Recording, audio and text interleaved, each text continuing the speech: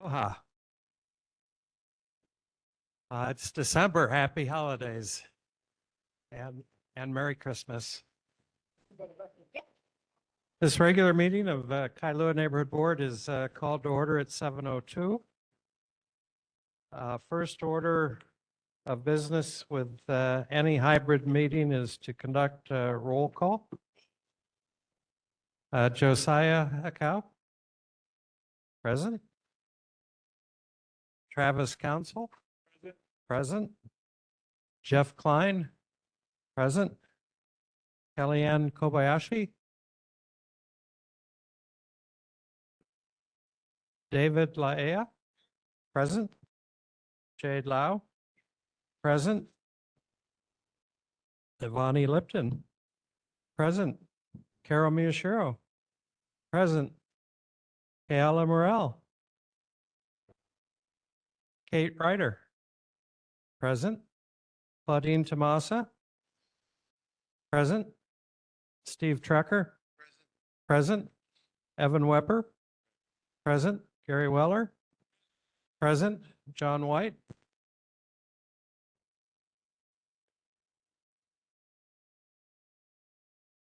I'm sorry, John White.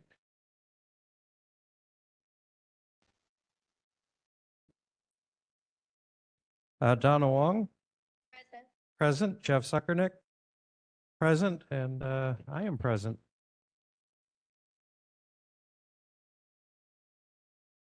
All right, well, we have a quorum with 15 people in person and no one remote. So a little bit of food makes a difference. We had our holiday potluck prior to the meeting, and there's still a lot of food left. And anyone who's hungry, please help yourselves. All right, we move on to announcements. The Kailua Neighborhood Board committee meetings will be in recess in December and will resume in January. Kailua Neighborhood Board regular meeting will be in recess in January and resume on February 6th. Neighborhood Board elections for the term 2025 to 2027 will take place in April and May. Candidates must register between December 20th and February 21st. Additional information is available at the NCO website for candidate registration. The city will conduct 5 town hall meetings on proposed sewer fee increases that total 115% over a 10-year period. One of the town halls will be right here at Kailua District Park this upcoming Tuesday, December 10th, 5:30 until 7. So any questions on this very large proposed increase in sewer fees? Learn more about it. And finally, the Department of Transportation Services will hold a community meeting on the final Lanikai Transportation Management Plan, and that will be next Thursday, a week from tonight, December 12th at 6 p.m., right next door at Kailua Intermediate School. Are there any other announcements for tonight?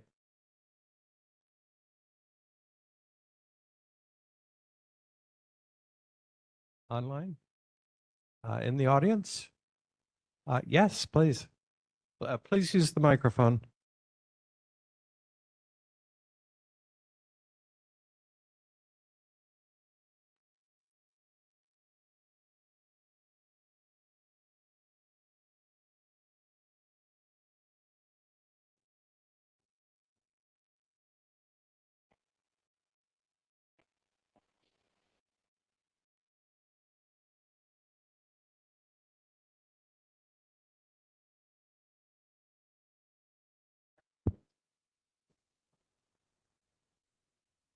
Aloha, my name is Leala Cook. I am from Waimanalo.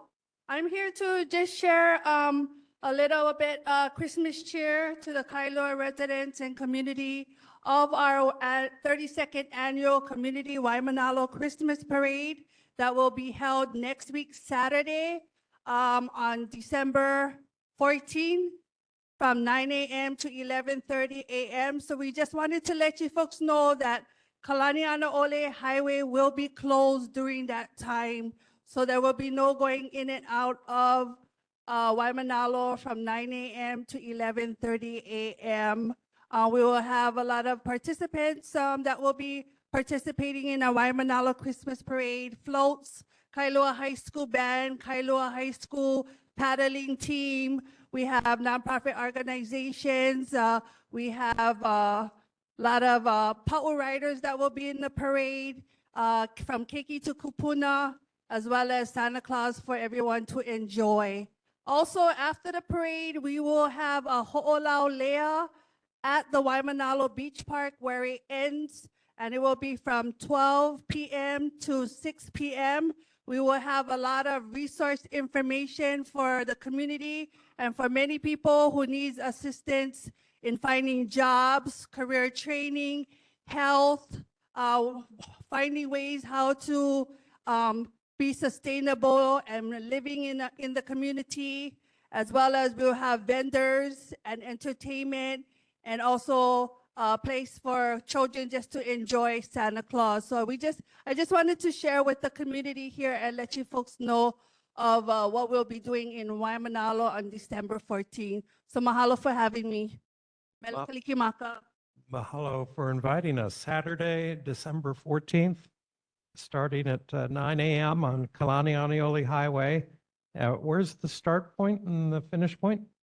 So the start point will be on Humuniki and Kalanianaole Highway and ending at Waimanalo Beach Park. I do have a flyer I brought today and I can share with you folks. And if you guys have any information, you guys can contact me. I am the parade chair and my email address is Hawaii Pau, P-A-U, Riders with an S at gmail.com. So Hawaii Pau Riders is the sponsor for the Waimanalo Christmas Parade.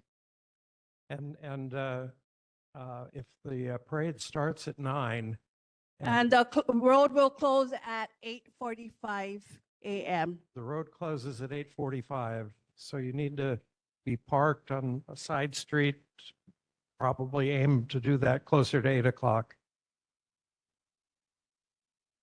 So I just wanted to give you guys a heads up. So mahalo. Mahalo and mele kalikimaka. Are there any other announcements? Jeff Zuckernick. Sorry, this is a little unscripted, but yesterday, Kailua lost a great champion. As you, some of the older Kailua residents may know that Dr. Joseph Foti and Molly Foti were absolute protectors of our community. Dr. Foti was also a wonderful pulmonologist who treated many people over his 50-year span here working on the windward side, and he just passed away yesterday morning. I just want to make a public acknowledgement of that. All right.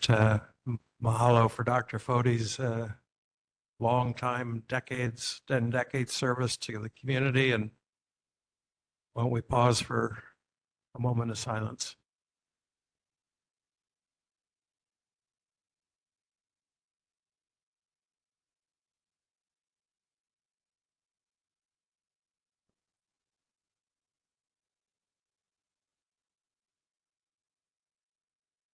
Our condolences and aloha to the Foti family. Our next order of business tonight is a board vacancy. Representative Mike Lee, with his election to House District 50, vacated a seat on the board. And this is in Subdistrict 4, which is Coconut Grove, Akahi, and Kailua Town, for the current term, which ends June 30th, 2025. Board members may nominate candidates to fill the vacancy. Proof of subdistrict residency is required. Are there any nominations? Steve Trecker, Oh, no, no, I'm sorry. stretching his arm. Online.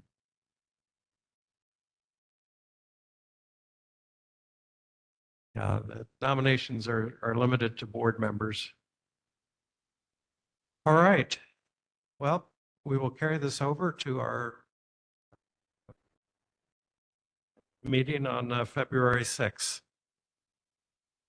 The next item of business are reports from Honolulu Police Department and Honolulu Fire Department. We'll start with HPD. Good evening. I'm Sergeant Mike Krekel from Kailua Police Station. With me is the Watch Commander, District 4, Drew Akagi. I'll start with, for November, Kailua reported incidences for motor vehicle theft. This past month, we had 4, as opposed to the previous month, there were 3. Burglaries, there were 3. Previous month, there were 6. Theft, there were 19 as opposed to 39 the previous month. UEMV, unauthorized entry into a motorized vehicle, there were 2 as opposed to 24 previous month. Robbery, there were 2 as opposed to 6 the previous month. For that UEMV, I know that the 24th previous month, I believe last month I attributed that to as we approach the holiday season, we have more thefts. That was actually I looked it up, that was actually a spree, a one-day spree. And we believe it was one individual from Kaneohe came over to the old K-Bay side and just started going through the neighborhoods looking for unlocked cars. So please, and that morning he broke into, well, he didn't break into, but he opened 19 cars and he stole, just change that you leave in your ashtray or, the console, backpacks versus whatever you leave in your car. So please lock your vehicles. That's about it. All right, mahalo. Any questions for HPD tonight from board members? Online? From members of the audience? Well, mahalo. Have a safe month and Thank you. Wish you all a Merry Christmas and a Happy New Year. Be safe. Thank you. Merry Christmas. Honolulu Fire Department.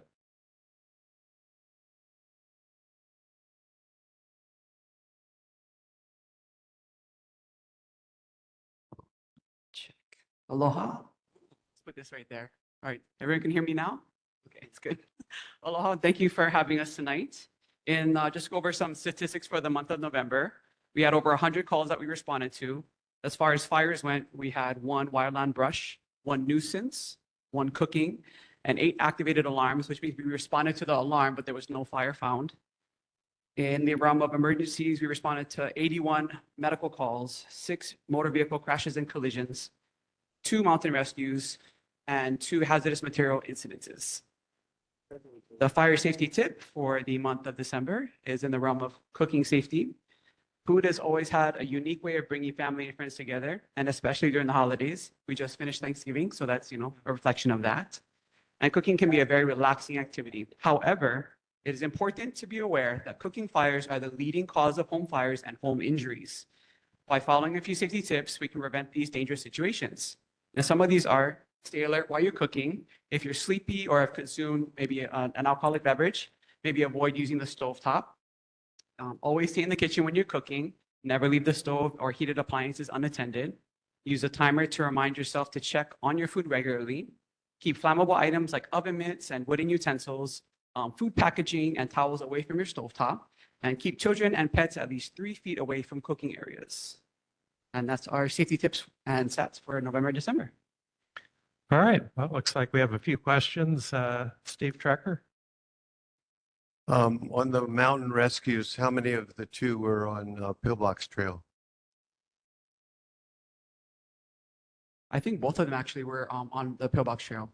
And how many of them required helicopter rescue? I believe that Air One was called to both. Did we utilize Air One on both operations?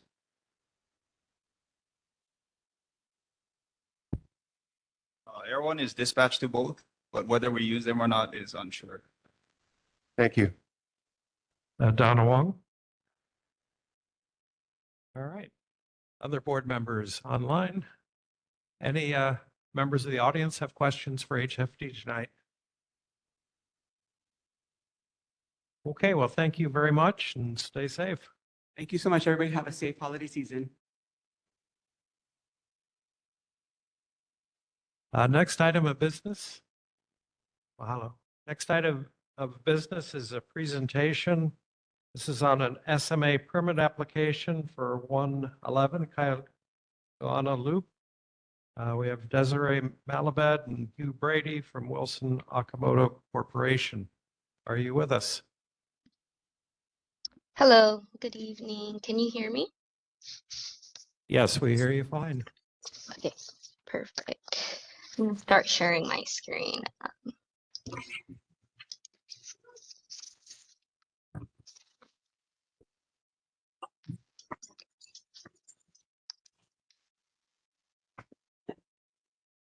Okay, the screen is up. Okay, perfect.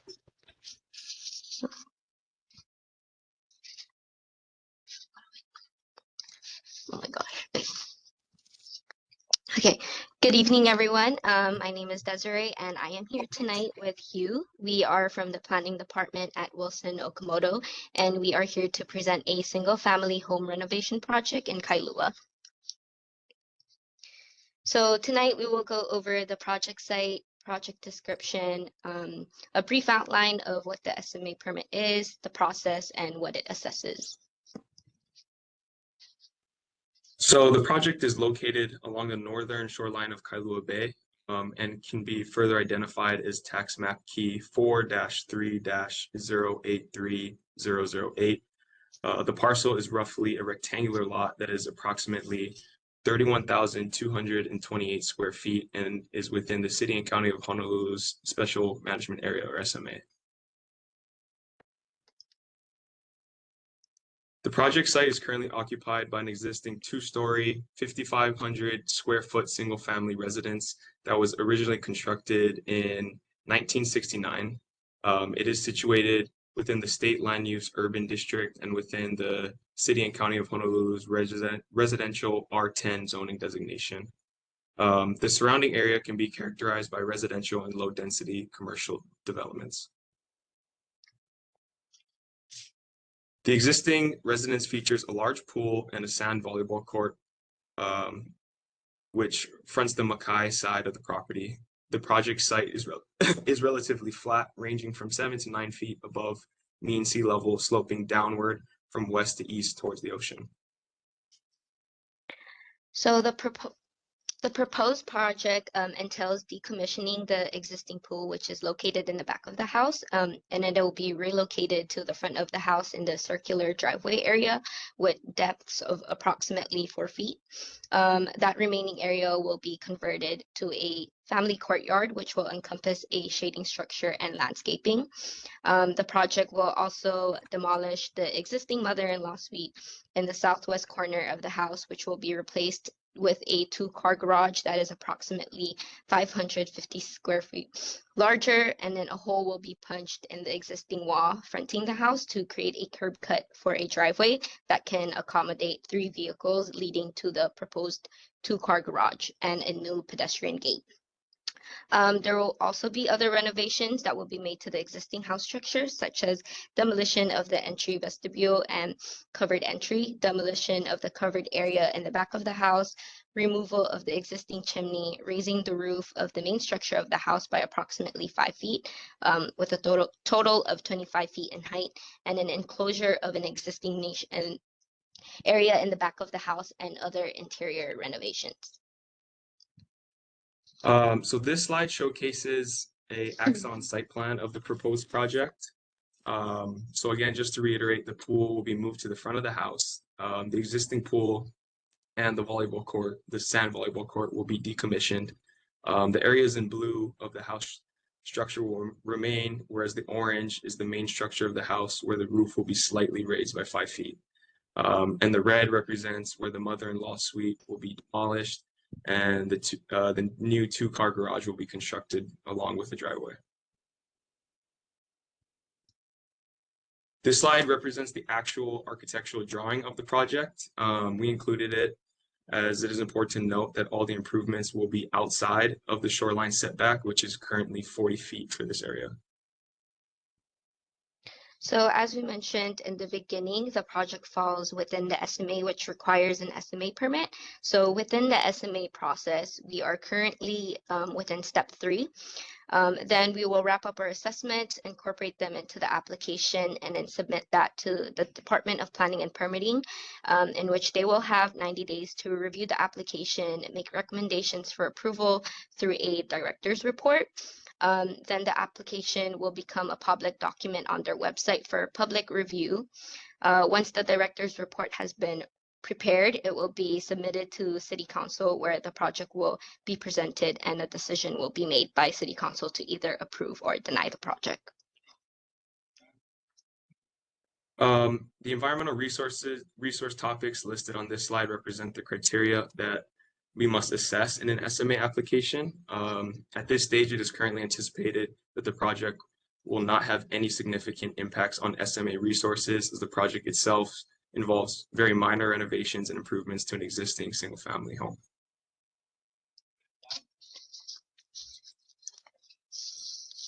That concludes our presentation. Thank you. We'll take any questions at this time. All right, mahalo. Are there any questions on the presentation? Board members? Online? Any members of the community have any questions on the presentation? Donna Wong? Yes, when was this application begun or first introduced? We actually did a presentation, I believe, back in May. So that was when we first introduced the project to Kailua, yeah. There was an administrative error with Yeah. their May presentation, and that the neighbors were not notified to come here to the neighborhood board meeting. So this is a redo that DPP requested. Correct. Okay, good. Thank you. All right, well, no questions. So mahalo for the presentation.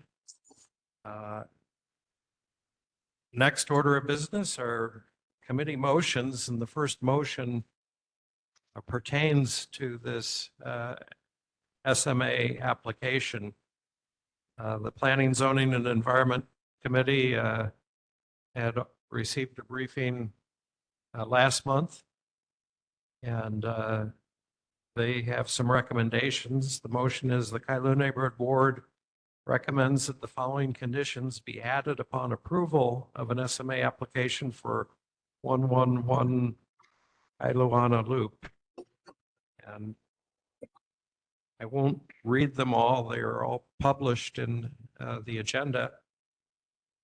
Donna Wong, this is a Planning, Zoning, and Environment Committee motion.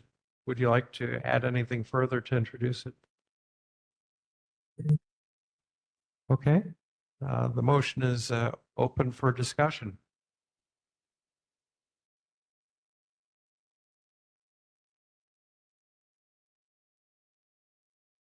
No discussion. For the information of those present tonight, there were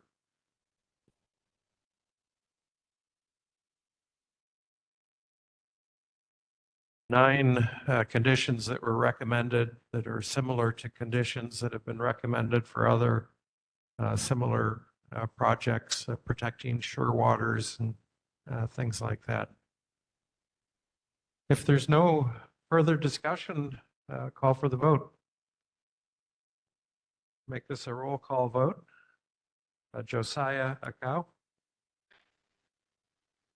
Yes. Travis Council? Yes. Jeff Klein? Yes. Kellyanne Kobayashi? David Laia? Yes. Jade Lau? Yes. Lavani Lipton? Yes. Carol Miyashiro? Yes. Kayla Morel. Kate Ryder. Yes. Claudine Tomasa. Yes. Steve Trecker. Yes. Evan Weber. Yes. Gary Weller. Yes. John White. Donna Wong. Yes. Jeff Sekernick.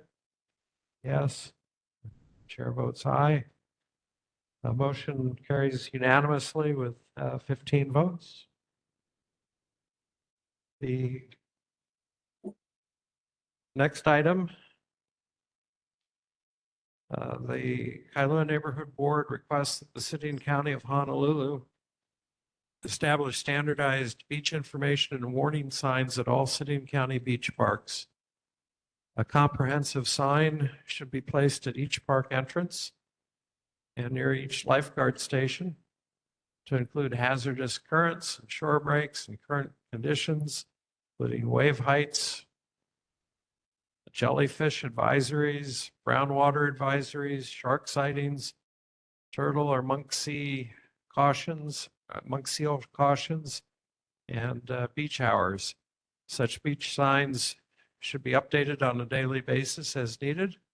These signs don't have to be fancy. A durable signboard, such as those the state uses for highway signs with smaller boards for each current condition, would suffice.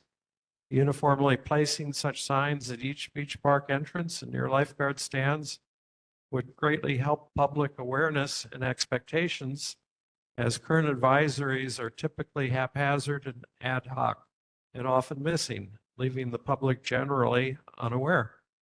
The signs could be updated by the lifeguards at beaches where lifeguards are assigned. At beaches that do not have lifeguards, the signs could be updated daily if needed by the Parks Department. This is a Parks and Recreation Committee motion. Evan Weber, would you like to expand upon it? Sure. Mahalo, Bill. Yeah, I won't add too much more, but happy to answer questions if there is discussion. I'll just say that this is something that really has been talked about across the board and has come from the community and also has been a topic of discussion in several different committees because it's something that impacts water quality, tourist safety, safety of our residents. We think it's a common sense solution to engage existing state employees and existing state information in a way that's more accessible to the community when they go to the beach. And the last thing that I'll say is we have a new ocean safety department. And so this is a great way for the Kailua Neighborhood Board to begin engaging with them and hopefully have a early, easy win for the value of that separate new department, separate from emergency services. So yeah, I'll leave it at that. All right, very good. Is there any discussion?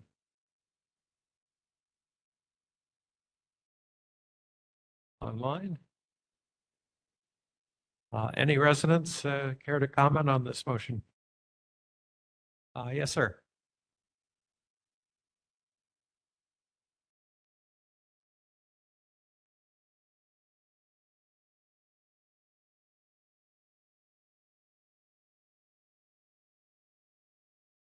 Hi, Evan. I just wanted to comment that with the addition of the new lifeguard stand at Kalama Beach, what we saw happen there was on day 2 or 3, they began to put up their signs.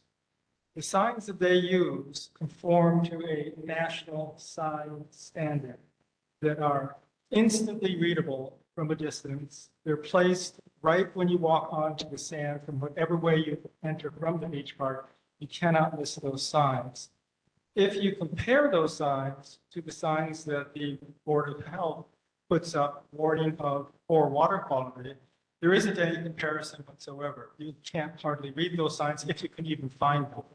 So in your form that you're about to send on, if you could request that they follow this national standard, just as the well, the Water Safety Committee does, and almost all other signage that you see in public places. That's my comment. Yeah, Mahalo. Thank you for that. Very helpful input. Donna, go ahead. I see you. I'll call on you. So the national standards you're talking about, under what department is that? I'm sorry, I can't remember the acronym of it, but I can certainly find out. And I was informed of this, I had commented to Jim Howe, who is the former head of water safety, recently retired. And I asked him, why is there this difference? Why is it so easy to read these signs and these other ones, you can't really tell what's there? He explained to me, there is such a thing as the national board that almost everyone agrees to follow it. And if they do follow it, the signs that are produced are instantly recognizable and the message is conveyed clearly. But I'll find out the name of that, the name of the standard and which federal agency it falls under. Okay, thank you. Should we pass this motion? What happens when a motion is passed and becomes a resolution is I write a letter and convey it to the appropriate department head, copy to Council Member Kiaina, along with some descriptive background, and I could certainly include pictures of the signs at Kalama Beach Park's new lifeguard stand and include that description as part of the letter, should this motion pass. So I was Donovan? going to recommend an amendment. So Evan, would you entertain an amendment? If we could cite the national standard, that would be good. If we can't quickly cite the national standard, So we could pass a blanket amendment that all signs conform to the national standard, and then Bill writes the letter should the bill motion pass. Then he can identify the appropriate agency. okay, so I think I hear you recommending an amendment where it says a comprehensive sign. We would amend it to say a comprehensive sign complying with national standards. Yes.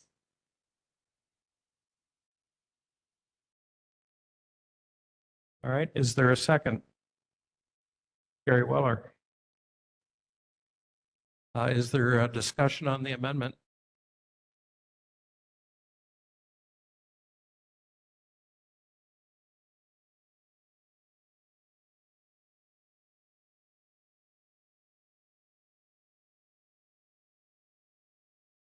ANSI, American National Standard Institute. Okay. We will confirm that, and if that's so, we'll put that parenthetically in there, ANSI. Is there other discussion? All right, mahalo. We'll take a vote on the amendment. And the amendment is to insert the words complying with national standards, parentheses, ANSI, once that's double checked. I don't think we need to take a roll call vote. Are there any objections to the amendment? Seeing no objections, the amendment passes unanimously. Is there any further discussion on the amended motion? Okay, we'll call for the motion. We'll do a roll call vote. Josiah Akau? Aye. Travis Council? Aye. Jeff Klein? Aye. Kellyanne Kobayashi? David Laea? Abstain. Abstain. Jade Lau? Aye. Lavani Lipton? Aye. Carol Miyashiro. Aye. Kayla Morel. Kate Ryder. Aye. Claudine Tomasa. Aye. Steve Trecker. Aye. Evan Weber. Aye. Gary Weller. Aye. John White. Donna Wong. Aye. Jeff Zuckernick. Aye. And chair votes aye. The motion passes 14-0 with one abstention. Mahalo. Next order of board business, a motion from Planning, Zoning, and Environment Committee. The Kailua Neighborhood Board supports the formation of a permitted interaction group, otherwise known as a PIG, to investigate the possibility of a landfill in Kailua. Donna Wong, would you like to further introduce the motion? Yes, PIGs, permitted interaction groups, are permitted under county laws, and that once a motion is passed and agreed upon by the board, then that committee can meet outside of regular committee meetings and outside of board meetings. The idea is to investigate an issue and then bring a report back to the board. So this is no surprise that Kailua is being looked at again for a landfill. There's 4 sites. 1, 2, 3, 4. There's 4 sites in Kailua. I think 3 Kailua, 1 Waimanalo. And 1 in Wamanalo, right?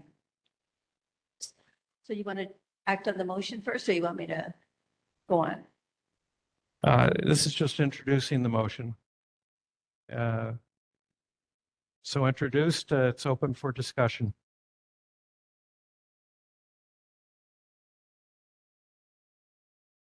Okay. Carol Miyashiro. I don't know much about the PIG. So what are the rules? I mean, is there still the sunshine law and minutes and advance notification and all of that? If you could just kind of give me a little more information about them. Yeah, it's addressed in the Office of Information Practices guideline on the sunshine law for neighborhood boards. What it allows is a small committee, less than a quorum, that is allowed to conduct an investigation into a matter of interest to the board. And it's allowed to operate outside of agendized public notice meetings. So the members could conduct interviews with city departments and landowners and neighbors and affected people and investigate the issue, develop a report, and then provide the report to the neighborhood board, which would then go through all of the normal transparent process. It's very rarely used by Kailua Neighborhood Board, very rarely. We do all of our business in the open, but the idea is that if you need to come up to speed quickly and dig deeply on an issue, going through the normal processes of agendized committee meetings and a series of hearings, it makes it difficult to absorb a lot of information in a short amount of time. And I think what the committee, I don't want to speak for the committee, but I think what the committee was sensing is that this has been a 5-year process that has had many different sites proposed and then rejected and new sites proposed. And now we've got 3 Kailua sites, 4th in Waimanalo and a 5th on the leeward side. And there's been no engagement with the Kailua community. There's been no engagement with the Kailua Neighborhood Board. we don't know, we can't even, I don't think any of us really knows exactly and precisely where any of these sites exactly is.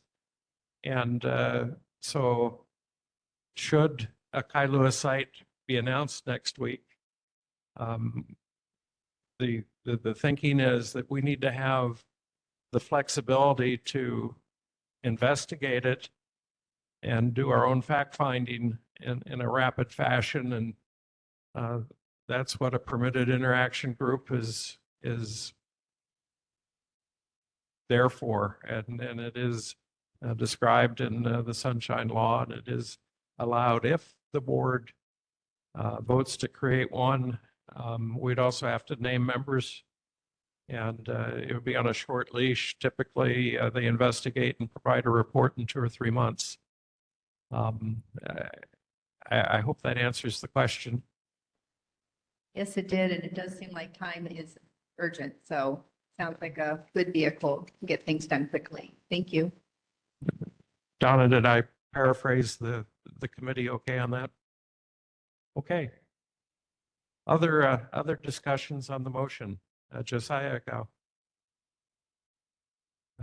Travis, council.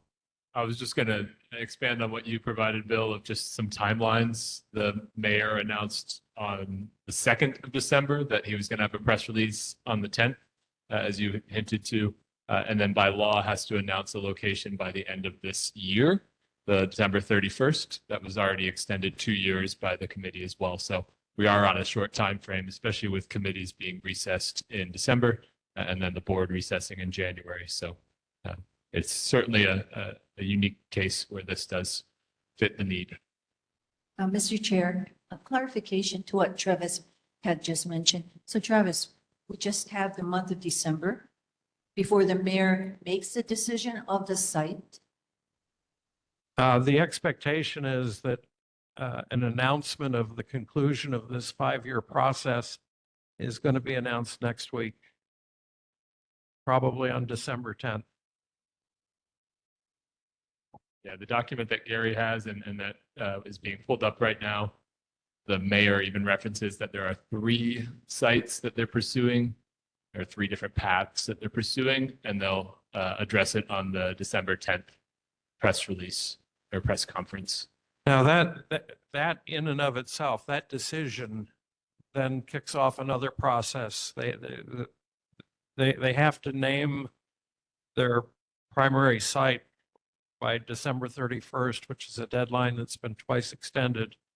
And this is because Waimanalo Gulch must close not later than March 2028.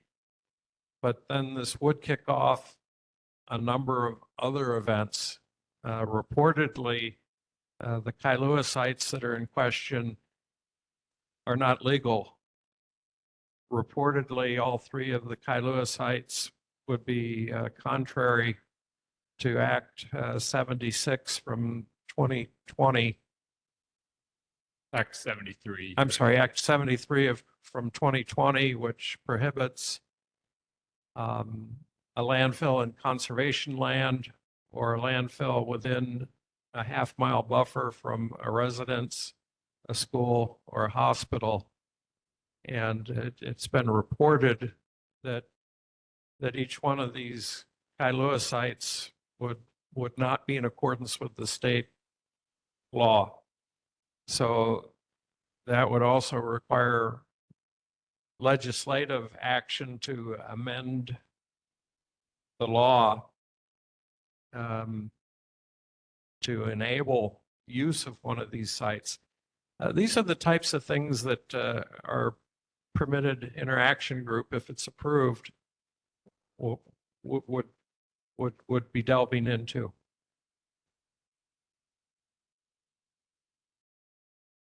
Other discussion? David Lai. Bill, thank you. I just was curious who would be able to participate in the PIG, and how will we as board members be made aware of the evaluation and work that they do? If the board were to approve this motion, then our next order of business would be to determine volunteers and to settle on and the board approve the membership of PIG, which I think because of the practical timelines, we would have to do tonight. And what the PIG would do is they would conduct their fact finding.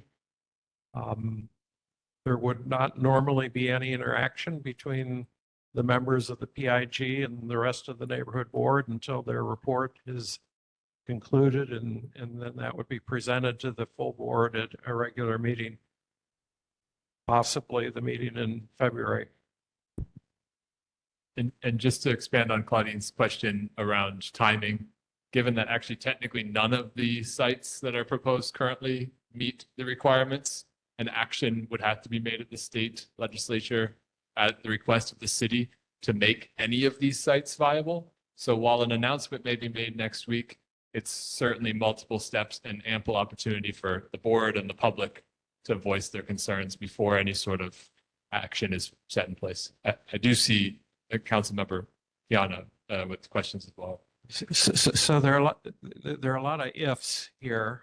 If it's a Kailua site, and if it requires action by the legislature, and the legislature is in session when in February, all that would lead to a PIG to be effective, providing a report to the board at our meeting in February, such that the board could establish a position potentially in time to have impact on whatever might be being considered in the legislature. So that's that's where we are, because there hasn't been any interaction up to this date. Esther Kiana, would you like to amplify, please?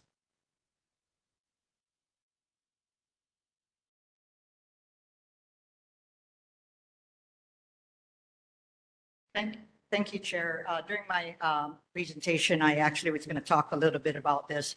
I do highly recommend that you vote yes on this measure because we are all being notified simultaneously about what's going on. But just looking at the PowerPoint that the Department of Environmental Services provided, you know, I'm kind of aghast and insulted by just the manner of how they chose all these sites. So the reason I feel that there should be no alarm at this point is because none of the sites listed meet muster.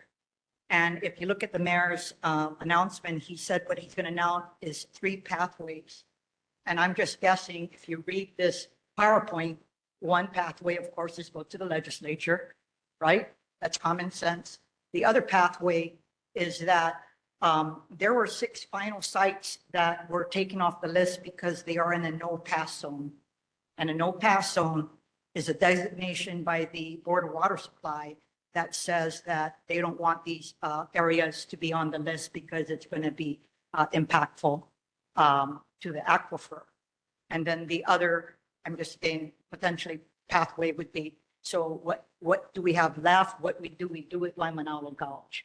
So you are going to have ample time, as all of us will. When the mayor's letter came out, I notified all of our state legislators, sent them all of the appropriate information. I will make sure that my office gets to you. Gloria is online. She will get everything to you tomorrow. I've been busy preparing for next week's final council hearing, but we will have ample time to deal with this. And just so I can let everybody know, for the Windward sites, it is in the conservation district, and it doesn't meet the requirements of the adequate buffer zone to have a landfill. And so our state legislators are going to play a critical role, because the act would have to be amended for any of these sites to be left. And I have to tell you, I'm just disgusted with the list, because I don't think these guys did a good job. And, you know, when they talk about federal lands, they didn't look at the universe of federal lands. You know, it's easy to say all federal lands are DOD lands. That's not true, right? They carved out about 400,000 acres before they they passed public lands back to the state of Hawaii. So there are other sites. So I'm just saying, I'm not impressed by what had gone on. But I believe that the advisory committee was constrained by the parameters that were given to them. So I highly recommend that you guys form it, and we are going to work in concert with you. I've already set an early January site visit date of all of the sites for all of the state lawmakers. And I would be willing to set one up for whoever is going to take the lead on the permitted interaction group. Thank you. Mahalo. Other discussion on the motion? Donna Wong. So we may have time because changing Act 73 does have to go through the legislative process, but we don't have time because the committee, the board has to be prepared for our arguments. Why not to change Act 73? So we need to have our facts ready when the ledge starts, because I have no doubt that somebody is going to introduce a bill to change Act 73, and it's not going to be in our favor. Mr. Chair, that's my Okay. concern, what Donna is saying, that someone in the legislature, I can think of one or two, one in the Senate and one in the House, that will change it. And that's not a good sight for Kailua. And if the landfill is going to be in Kailua, then I think Kailua should have some kind of a break in this, a tax break, 50%, and our property tax be cut. Think of these things.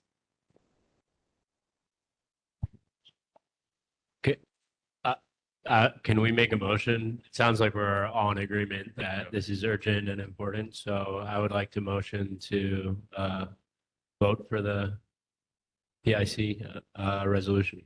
Well, you're calling for the motion. Is that possible? Yeah. I'll second. Calling for the vote. Yeah, sure. How about that? Yeah, I'll do that in just a second. Okay. Any members of the state legislature present, other than Mike Lee, who doesn't have a lot of experience yet with the timing, but I'm going to make an assumption that This is Chris Lee. Oh, Chris Lee, perfect. Chris and Mike both. The earliest that the Kailua Neighborhood Board could conceivably establish a position based upon PIG recommendation would be at a meeting on February 6th. And I just want to make certain that establishing a position on February 6th for purposes of conveying that position to the legislature, I just want to make sure that that wouldn't be too late. In the context of it would take until probably April for a bill to pass, it's not too late. At that point, we would probably be in hearings on any proposed bills. So the legislature convenes, I think it's the 15th, the third Wednesday in January. Bills get referred to committee, probably realistically, if it's pre-drafted, then the end of that week. So by the next Monday or Tuesday, you'd probably have a decent idea of where things might be at. Certainly by the end of that second week, in the maybe around the 22nd or something like that. The earliest following that you could have a public hearing on a bill, if it's in the House, it just generally speaking would probably have 2 or 3 committee referrals, which means the bill would need to be heard to move forward probably that following week. End of January, beginning of February. In the Senate, it would typically have fewer committee hearings, so you might have another week after that before it might go up for hearing. So you'll definitely there'll be an opportunity to weigh in for sure, but whether it's at the first public hearing or a subsequent one is going to be the question.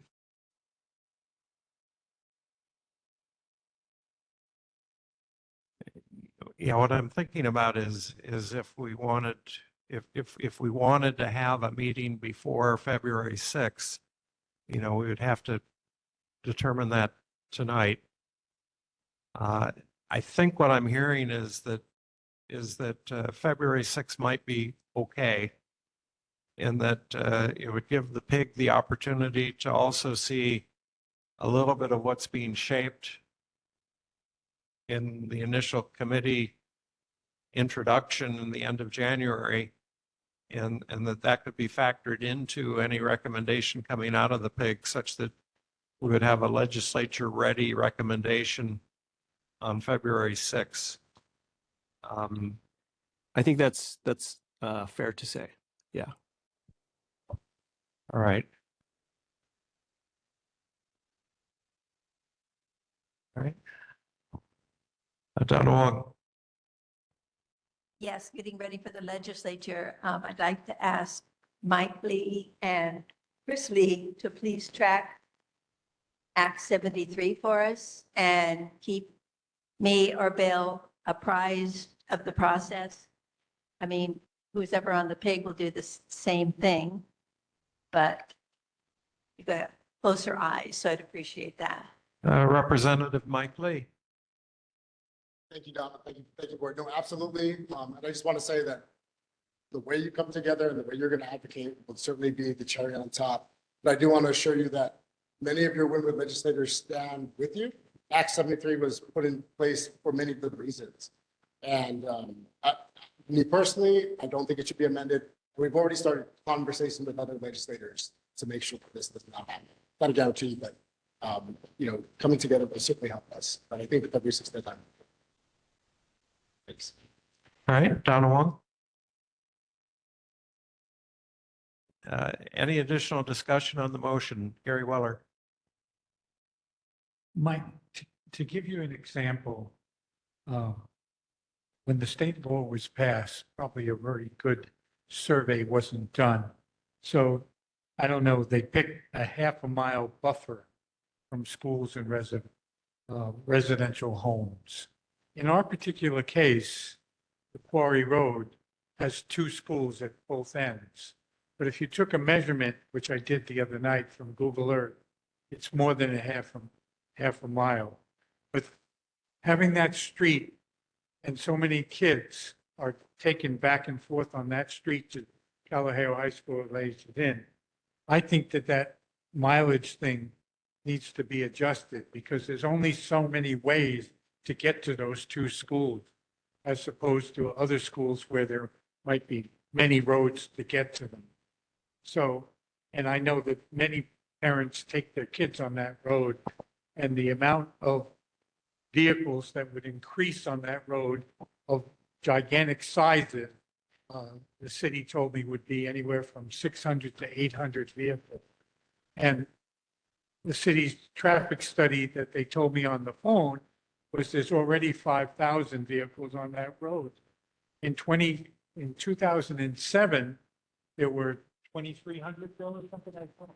2,300, and that was before the Quarry Industrial Park went in. So now you have many more people over there, and next year the Kings are going to start working on the very front because right now there's only like 6 or 7 tenants in there in base yards, but they're going to build warehouses there, which means more traffic. And already there's been 2 operations in the industrial park that are serving alcohol. So, we have the perfect little picture here. And in my study that I quickly did, a transfer truck, either last year or this year, flipped over on the Quarry Road. Those trucks weigh so much that if there was a family in the other lane, when that flipped over, the family would be dead. So we really need to think about this and maybe change the state law to be abiding by some of these other things that were probably not looked at as carefully as they should have been. Sorry, traffic's increasing. Yeah, I always appreciate your quick studies. But no, absolutely. I think that under advisement, it is a public health. Thank you. Thank you very much. If we establish a PIG, I would expect that the PIG would investigate that thought and include the sentiment in the report. Donna Wong. Yes, let the board and the community know that there's been a landfill in Kailua since 1941. There's been 12 landfills in Ko'olaupoko, and 5 of them have been in Kailua. So there was at Aikahi, at Kapa'a, 3 sites in Kauai Nui Marsh. So I think we've done our share, and there's lots of reasons that the pig will investigate as to why it's not appropriate and for another landfill to be located in Kailua. Okay, Lavani Lipton. Thank you. I have a clarifying question for Senator Lee. So if we have our meeting on February the 6th and we get the results of the pig in the legislative calendar, does that allow for enough time for us to get the word out to the community to submit testimony on the Act 73? I'm hearing you say there'll be a couple of different hearings, or you think there'll be a couple of different hearings because we're not in session yet. But I'm just concerned about releasing the information from the pig and then organizing the community to submit testimony and make sure that, you know, it's not in that tight crunch where you have like 1 or 2 days to turn things around. Will we have enough time?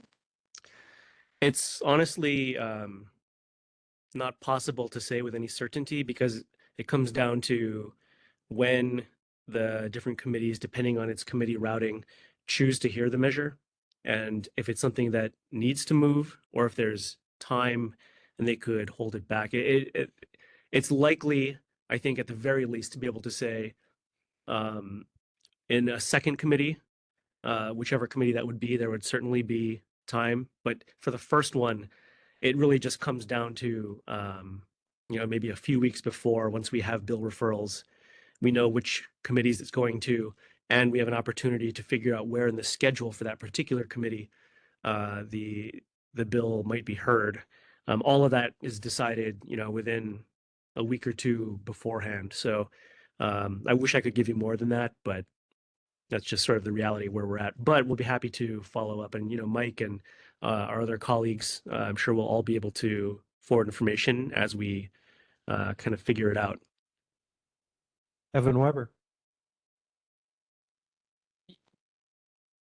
I guess I would just add to what Senator Lee said that unless it's under the very extraordinary circumstance where there's no disagreement between the 2 chambers on the legislation, it would still have to go through first and second crossover, which means that it would something would likely not be passed until April. And we just heard from Representative elect Lee that there already is quite a bit of concern from other representatives. So I find it unlikely, again, listen to your senators and representatives, but I find it unlikely that both chambers would agree and something would pass before April. But correct me if I'm wrong, Senator Lee. So I think there would be time, lots of opportunity, different committees to make sure that the community's voices are heard at different points in the testimony process. Can I say something? It's me. Yes. Claudine. I don't think we have time. I think we should meet in January. And you can use my committee meeting at the second Thursday. You can use it to have your board meeting. And I know you have transportation meeting and park meeting on that Thursday and water and so forth. I don't want to, I just don't feel that we have enough time. Okay, other discussion.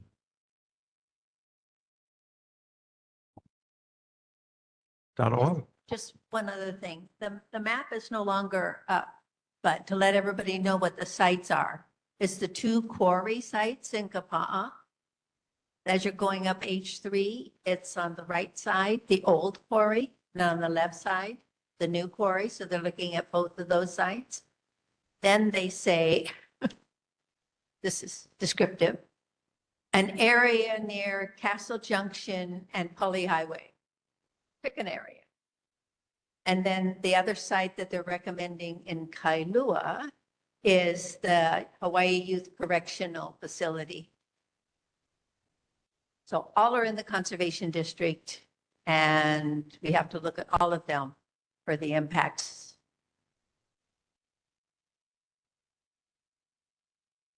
Okay. Any other discussion? All right, I call for the vote on the motion to establish a PEG. Make this a roll call vote. Josiah Cow? Aye.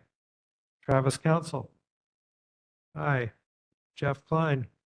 Aye. Kellyanne Kobayashi?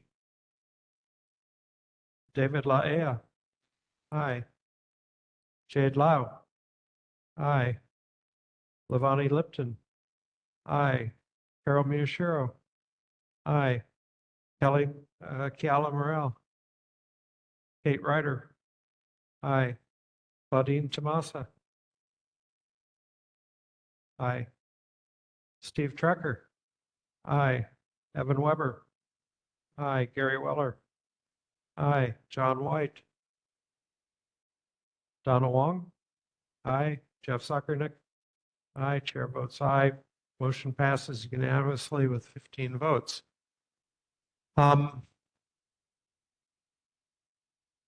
So having established a permitted interaction group, we need to man the permitted interaction group. It must be less than a quorum, so it cannot exceed 9 members. Usually it's a good idea to have an odd number of people. And I would ask board members, are there any volunteers for this permitted interaction group? David, just a show of hands for volunteering right now, not to speak. David?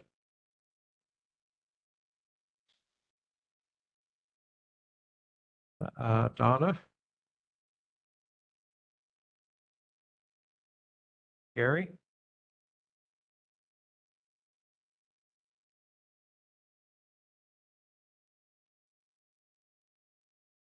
Jeff?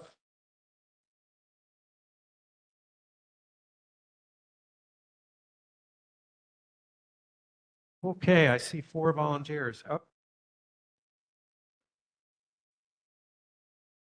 Oh, Jeff Zuckernick. All right, we have 5 volunteers for the permitted interaction group. Jeff Klein, David Laea, Gary Weller, Donna Wong, and Jeff Zuckernick.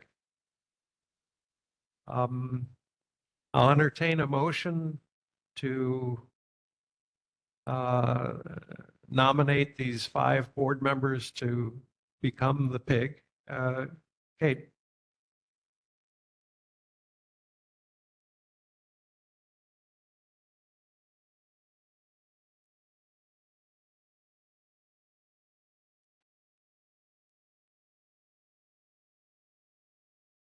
I'm going to defer to Spencer. We've had such limited use of a PIG on our board. My understanding is usually the board runs with the football and create a report that comes to the board, and it's unusual for them to interact with board members, but I don't think it's prohibited. I would agree with that. I'm not too familiar. I haven't been to one of those PIG meetings. We will have to follow the rules, and we'll ask for some help from the NCO on those rules. But generally speaking, the PIG is able to function outside of most of the rules. So I don't think they normally interact much, if at all, with board members, but I don't think it's prohibited, but we will get a detailed readout from NCO so that our PIG will know how to go. All right, so I'll entertain a motion nominating these 5 individuals. Levani Lipton, I would like to nominate 5 individuals to form the PIG. okay, is there a second? Seconded by Evan Weber. Is there any discussion? All right, call for the motion. And this is the motion to nominate Jeff Klein, David Laia, Gary Weller, Donna Wong, and Jeff Zuckernick as constituting the PIG.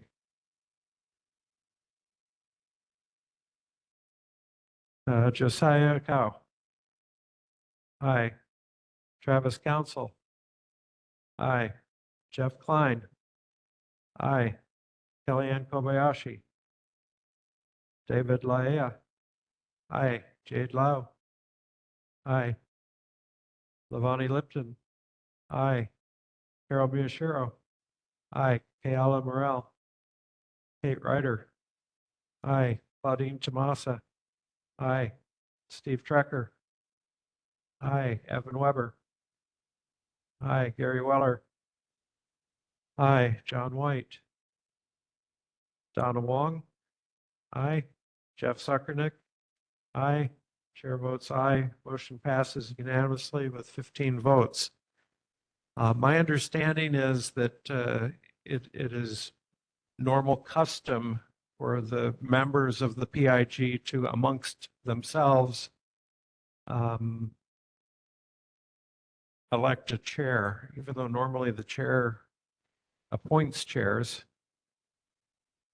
Should I appoint the chair, or can the PIG itself self-determine a chair? Whichever one you want, probably be easier.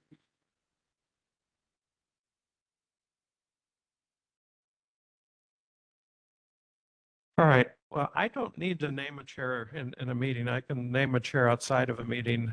I'm open to counsel from the PIG members. And once there's some counsel, I will appoint a chair, and I'll let the whole board know who that individual is. Timing. I think that it's important that the PIG provide a report to the board at our February 6th meeting. That would allow us to potentially establish a position and then be poised to communicate that position to the legislature on February 7th, and which would be soon enough to influence committee votes. But it also would allow the PIG a little bit of time to see what the introductory motions in the legislature might be, so that we can target some of the concerns based on what the potential legislation is. So I would entertain a motion that we establish February 6th as a due date for the PIG report to the board.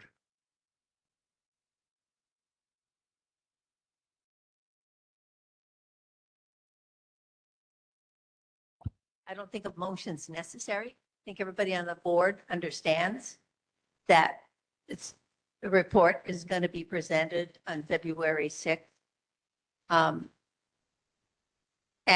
And actually, it probably should be provided to board members only prior to the February 6th meeting, so that the members could read the report and have any questions prepared for when the board meets.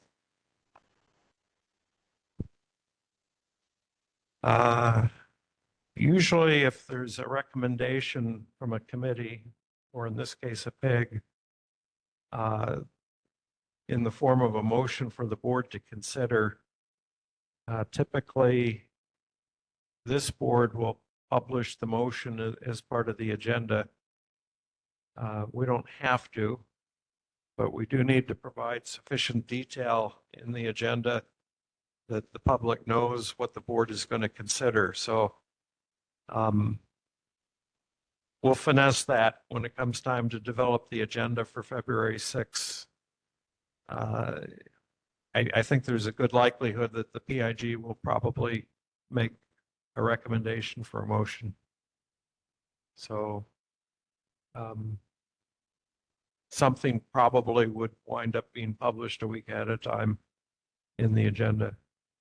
All right, so I agree with you, Don. I don't think we need to have a motion to declare a deadline of February 6th, but that is our expectation. All right. Any other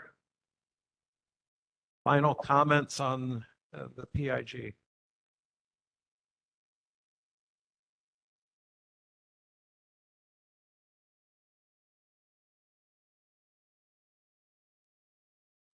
Okay,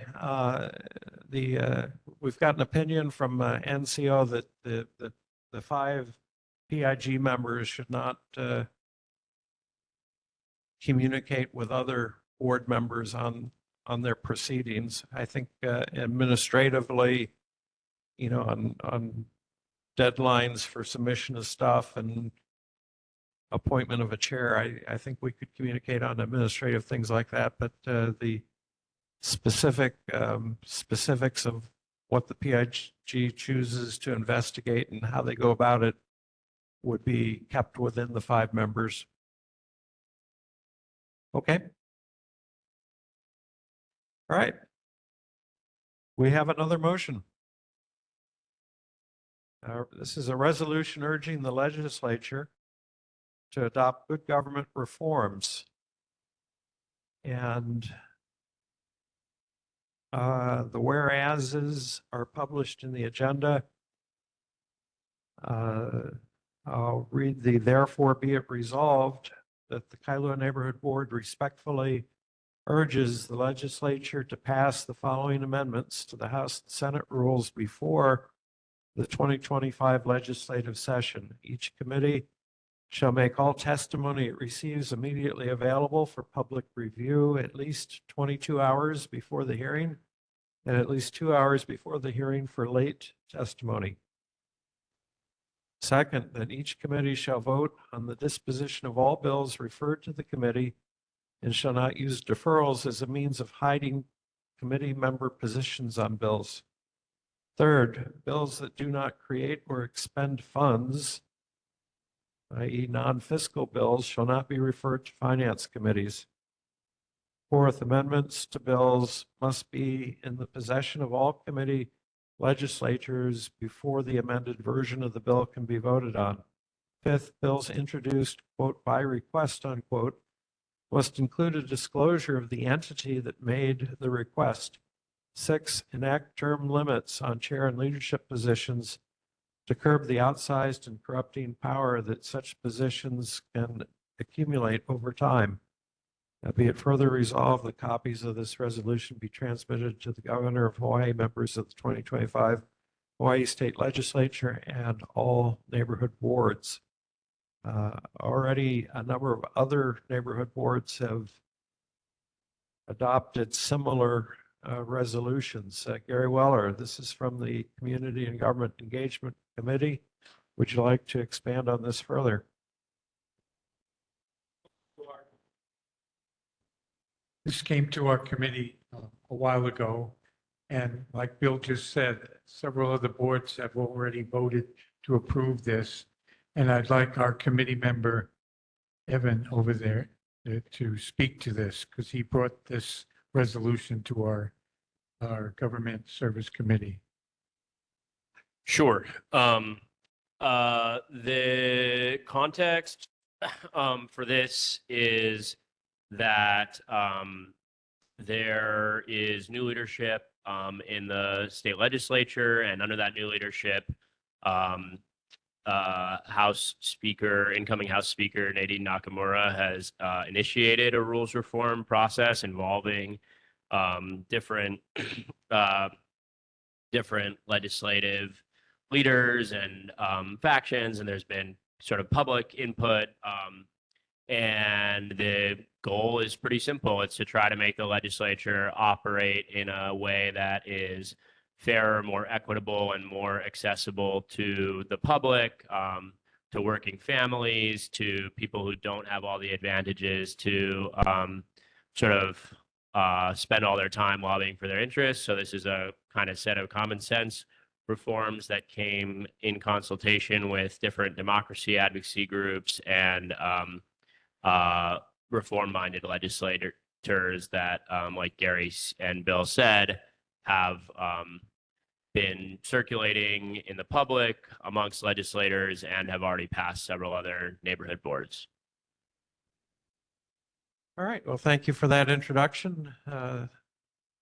We're open for discussion on the motion.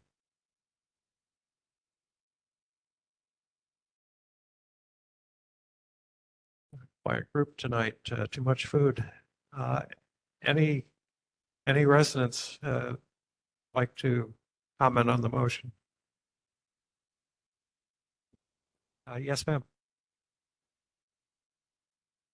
Oh, if you could use a microphone, please, so it can be recorded on Olela.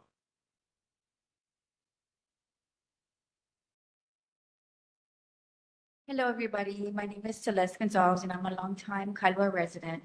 I wasn't able to actually review what you're actually talking about, but I do want to make a comment that may be interesting and maybe valuable as maybe an amendment down the line.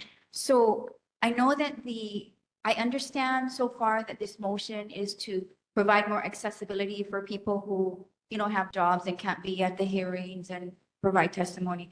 I'm speaking from firsthand experience. I have given testimony at different bills, and I've actually worked with Senator Lee on a resolution a few sessions back. One of the most frustrating things in that process, I would say, is that they do not release the testimony until 1 hour before the meeting on average. And what that, it prohibits people from understanding what everybody else's viewpoints are. And also when you're walking in, you kind of want to know who you want to sit by and who maybe you don't want to sit by because of the possible opposition. However, I brought this up with the public access room and I asked questions about it, and they said, well, that's just the process right now. So that may be something that you may want to think about because it's just not released. So you just don't know what's going on. Okay, that's it. Any questions? Oh, I really shouldn't be answering questions. Mahalo. Okay. Can I respond, Chair Hicks? Yes. Yeah, so the resolution does actually address that in one specific point of reform. And right now, the current rules are basically that they have the 1 hour before is not even necessarily required, but many committee chairs choose to do it, and they don't have to do it for late testimony at all, which is when a lot of it's oftentimes harder for people that do have jobs or ordinary citizens like yourself to get that testimony in 48 hours in advance or whatever. So this would basically move up those timelines. And since it's all kind of digital and automated already, and all they have to do is go press a button, and some committee chairs do that, force them to put the early testimony out earlier, and then that late testimony, make sure that that is released to the public, and that the members of the committee also see it a couple hours before the hearing. So it does address that in the resolution. So I'm sorry. So in the resolution, is there a different time frame for it to be released? And could you share that time frame? Yes. It is 22 hours, which allows for a couple hours of processing, basically, time, pressing the button and whatnot. And then 2 hours before the hearing, they would release all of the testimony, including the late testimony that had been received up to that point. So I'm sorry, just to reiterate, so your statement, am I understanding this correctly? Early testimony will be released 22 hours before the hearing date, and then late testimony would be 2 hours prior? Okay, well, that would be an improvement. Correct. Thank you. Okay, mahalo. Other discussion? Before we vote, I would like to invite Senator Lee, Representative Lee, Representative Martin, are with us now. If you wish to make any comment on this motion, optional, you're welcome to.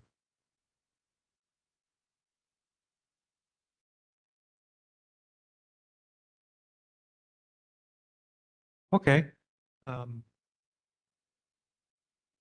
Very good. I call for the motion. Josiah Akau. Aye. Travis Council. Aye. Jeff Klein. Aye. Kellyanne Kobayashi. David Laea. Aye. Jade Lau. Aye. Lavani Lipton. Aye. Carol Miyashiro. Aye. Morel, Kiala Morel. Kate Ryder. Aye. Claudine Tomasa. Aye. Steve Trecker. Aye. Evan Weber. Aye. Gary Weller. Aye. John White. Donna Wong. Aye. Jeff Zuckernick. Aye. Chair votes aye. Motion passes unanimously with 15 votes. Okay, we move on now to local agency reports, starting with the Board of Water Supply. We have Danny Ornelas. Hi, good evening. Can you hear me okay? Loud and clear. Okay, good. Okay, so message from the board. So last month, there were 3 water main breaks in the Kailua area. These water mains were installed. One was 8-inch main. This one was installed in 1959. Another 8-inch main was installed in 1967. And then a 4-inch main was installed in 1997. And then the announcement from the board, typically this time of year, we see a lot of scams increase, a lot of people pretending to be Board of Water employees and so forth. Just a reminder, and also please share with your kupuna to be aware that Board of Water never calls you to demand payment and threatening to turn off your water. Board of Water does not accept payments using Bitcoin or a prepaid card, or to ask anyone to use a third-party app. If anyone should approach you, please call, and you're suspicious of them, please anytime call the Board of Water Supply. All Board of Water Supply personnel wear their uniform shirt with a city badge as well as a Board of Water Supply badge, and are in a Board of Water Supply green vehicle. And online payments, if ever asked to make a payment, are only at boardofwatersupply.com. When in doubt, please call our main line 748-5000, option 0. And that's all I have tonight. Okay, mahalo. Any questions for Danny, Board of Water Supply? Gary Weller. I'm not sure because I couldn't understand the words she said, but Oh, I'm sorry. I have 2 issues. One, any news on the water tank moving forward? No, there's nothing happening with that. Last I was told, it's still in the planning stages. There was no timeline. They were saying at least a year. Could you hear me? Second question. Okay. She said at least a year. Yeah. So this is 3 phases. phase one, build a new 1 million gallon reservoir. Phase two, dismantle the existing 2 million gallon reservoir. And Correct. phase three, on the site of the existing reservoir, build a second 1 million gallon reservoir. So 3 phases. And are you saying that it'll be 1 year before the first phase? Yes. You know, that was, the last I checked on that, that was about, it was about 3 months ago, maybe. I can double up and get a better time frame, but was a 1 year start time, no sooner. Yeah, if you could provide us with the best estimate for Okay. beginning and completing each of those 3 phases, at our February meeting, that would be appreciated. Okay. My second question is, there's a rumor that you're going to separate yourself from the sewage bill and have a water bill and a sewage bill and not combined together. Can you tell me about that, please? You know, at work, I work for the collection section at the Board of Water Supply. And I have recently heard that myself.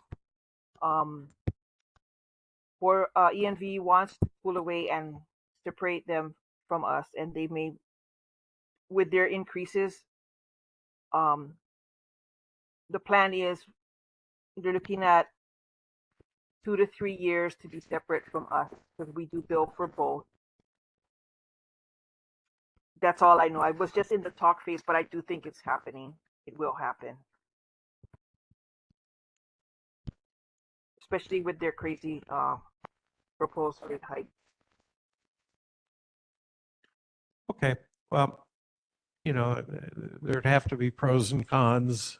There probably is some efficiency only having one set of people conducting the billing and bill collection, but we would look forward to transparency in whatever decision gets made as to what the pros and cons are behind it. Thank you. David Leah. Yes, I read something earlier, Bill, that there was going to be like 115% increase in our water, sewer bill for the past 10 years or something. Can you share with us a little bit more about what this additional sewer bill increase in fees is going to be, and has it been approved, and what's the status of that? Okay, so I'm with the Board of Water Supply. We have no say in the wastewater increase. I do have a contact number if anybody has any questions, and they can call them direct because that's not our side. I would recommend anybody with questions on the 115% rate increase for sewer come to the town hall meeting here at Kailua District Park next Tuesday, December 10th at 5:30. Levani Lipton. Danny, I would imagine with price increases, people will be wanting to conserve their water, or I know that, that will help cut costs. And I remember reading about the water, is it a smart water sensor or something? Is that available to everyone, or how does the general public get one of those to measure their water output? There was a time when we were giving those out at the board. I can check with the communications department to see if they still have those on hand, and I'll get back with you guys. I had planned on being down there in person this evening, but something had come up, but I will bring some to the next meeting, if they're available. Okay, thank you. Gary Weller. The reason I was asking is we're like one of the only counties in the United States that doesn't meter our sewage. And for a long time, the Board of Water Supply and the sewage plants have had this crazy formula of how much goes down the drain. And I would rather see a metered bill from the sewage company rather than this fake estimate of what we use for sewage. Also, if you have landscaping, you have a swimming pool, you have some other things, the solution that the city has come up with is you go out and buy a sub meter and subtract it from the bill yourself. That's not satisfactory. A sewage meter would not be expensive for homeowners to have installed on their property by the city. And that's a direction I would love to see rather than we meter our electricity, we meter our water, we meter our gasoline when we buy it. Why we don't meter our sewage, I have no clue. Thank you. Donna Wong. I don't think I heard you clearly on how many tanks are there going to be created and what is the capacity of each tank? So this is in regards to the tanks that are there now. So they will take down, they will build the 1 gallon tank, 1 million gallon tank, take down the existing tank, and then I believe putting up another 2 gallon tank. So 2 tanks, 3 tanks? 2 tanks. One is 1 million and the second is 2 million? Yes. What is the current capacity? I believe the current capacity there now is just the 1 million. Current capacity is 1 million, so we're going to go to 3 million? Yes. I would ask you to double check that. We've been previously briefed that the existing reservoir is 2 million gallons. And it'll be replaced with 2 separate 1 million gallon reservoirs. One offset from the existing reservoir and the second one on the site of the existing reservoir. I think that's what we were briefed the last time. So I would just ask to double check that and provide us clarification at our February meeting, if that's okay, Danny. No problem. Okay. Other questions? Questions from residents? Oh. Is there a question online? Don't see one. Okay, mahalo. Thank you. We'll move on to Marine Corps Base, Hawaii.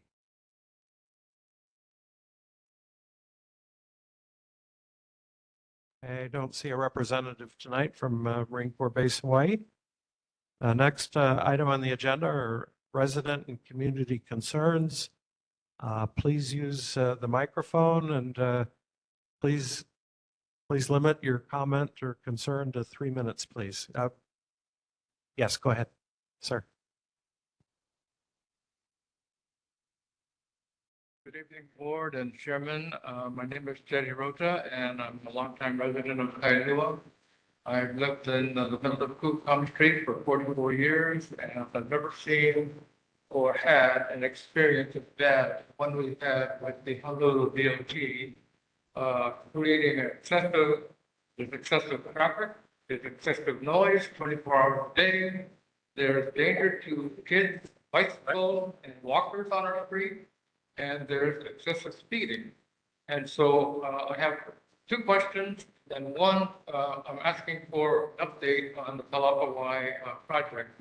The update I'm requesting from DOT Honolulu and Kelly Abasaku is to find out when the portion of the road from South Kalaheo in front of Kalapawai store will be completed going Mauka, Kailua Road to get all the excess traffic off to Common Street. I'm asking for that request. Secondly, I have 2 questions I'd like to have answered by Kelly listening in. Back in October, 2 months ago, I was sitting right here, and my understanding was that because of all this excess traffic turning Mauka on our street, right now, I cannot get out of my yard, out of my driveway at 7 to 8 o'clock in the morning because of the traffic going into Kailua Elementary School. I cannot get out of my house at about 2 to 3 o'clock for the people picking up their kids at Kailua Middle School. And from 4:30 to 6 o'clock, the traffic coming out on the beach is so bad. It's a logjam from Kalaheo Street all the way down to Kalaheo. And so I'm wondering what can be done, when it's going to be finished, that's one. And I have two questions for Kelly listening. One is that back in October, we were told there was going to be a barrier preventing Mauka turns on Pu'ukama Street and Pu'uneo, and that all of the traffic would be routed up to the streetlight on Pu'ulei Road. That was apparently a lie, and it never happened. That's number one. The second one I have is that there should have been a sign put at the intersection of Pu'ukama Street and South Kainalu saying local traffic only. Because if you go down Makai on Pu'ukama Street, you cannot access the right turn going toward Kailua Beach Park or Lanikai. And so why would people be, unless you're local resident, why are you going Makai on Pu'ukama Street? Where are you going? If you're going to the Marine base, you're going to Aikahi Park, you go on Kainalo, or you take the turnaround and you get the loop and you go on Kalaheo Boulevard. So there's no reason for anybody going Makai on our street, Pu'ukama, that is anybody other than a Pu'ulei resident. That's one point. And I'll be finished here shortly. The other one is we're told there was going to be a permanent barrier put there, and that never has happened. So I want those two questions answered, and I want an update on what's going on with the project. Thank you.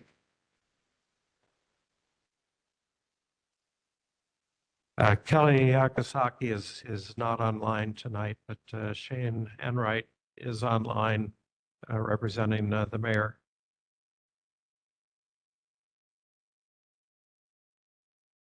Hi, Chair. Hi, everyone. And I will note those concerns and we'll get you an answer on that, sir. Thank you.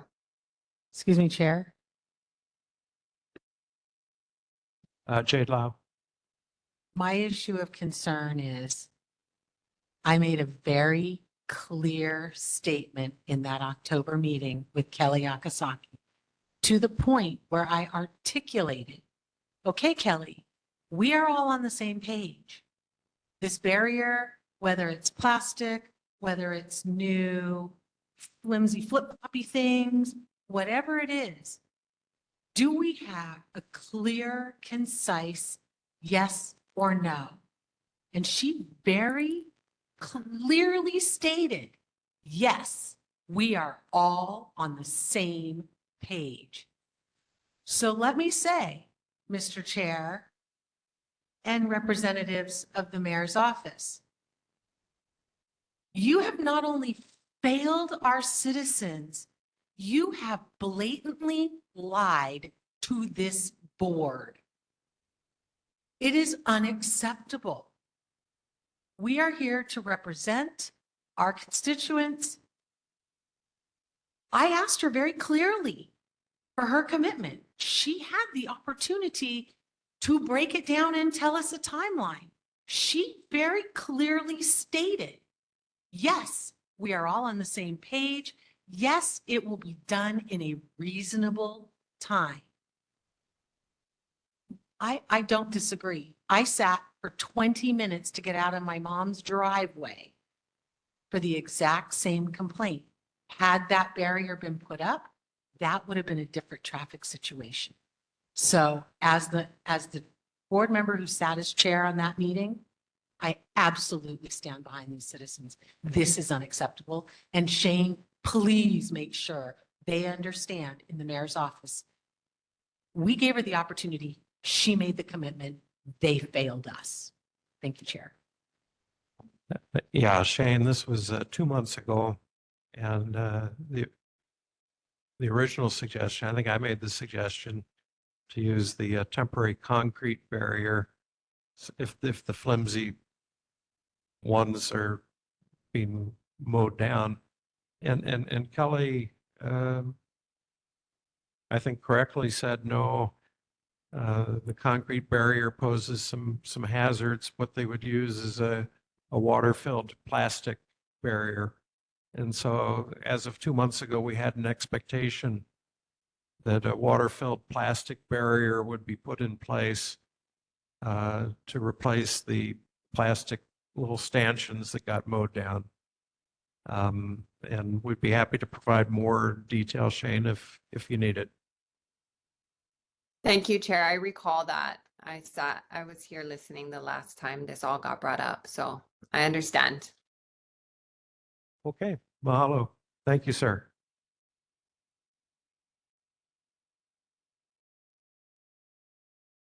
Andreas Helkinger, another resident of Kuakama Street. I'd like to reiterate and back up the statements of Jed Hirota and also council members here present and also the chairman. All of that is true. What was also stated at that October meeting was that the concurrent phases of 5 and 7 were going to be complete in the month of November, sometime around the 5th, I believe it was at first. Then on the online, it slid to the 22nd, and then it slid into December, and now it currently states December 9th. We're already 6 months behind schedule. That was already stated by Kelly Akasaki in the October meeting. It is now slid another month, and she has promised us vehemently that it wouldn't extend into the summer on this $7.8 million project that continues to go longer and longer and longer. And it doesn't really seem to be that complex of a job, even though it is scheduled for 2 years. I just wanted to point it out to the board that this continues to extend further and further into the future. And this is at our expense, whether it's monetarily with tax dollars, whether they come from the EPA or it comes from the feds or it comes from wherever. It's not just a monetary thing. It comes to the what, you know, Jed earlier said, it's the noise on the streets. It's our community cohesion. You know, I have people driving down, they give us the finger, they yell at us as we try to get out of our driveways. You know, this takes its toll, and it's been 2 long years, and they were done at 3:30 today. Last I checked, workday online goes until 5. What do I know? Don't want to take up too much more of your time. Thank you. No, we share and understand the frustration. Other community concerns? Yes, sir.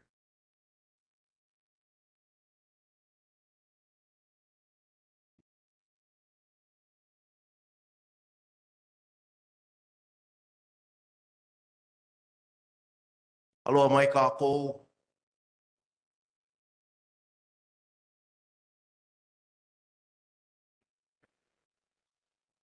Just wanted to share an opportunity.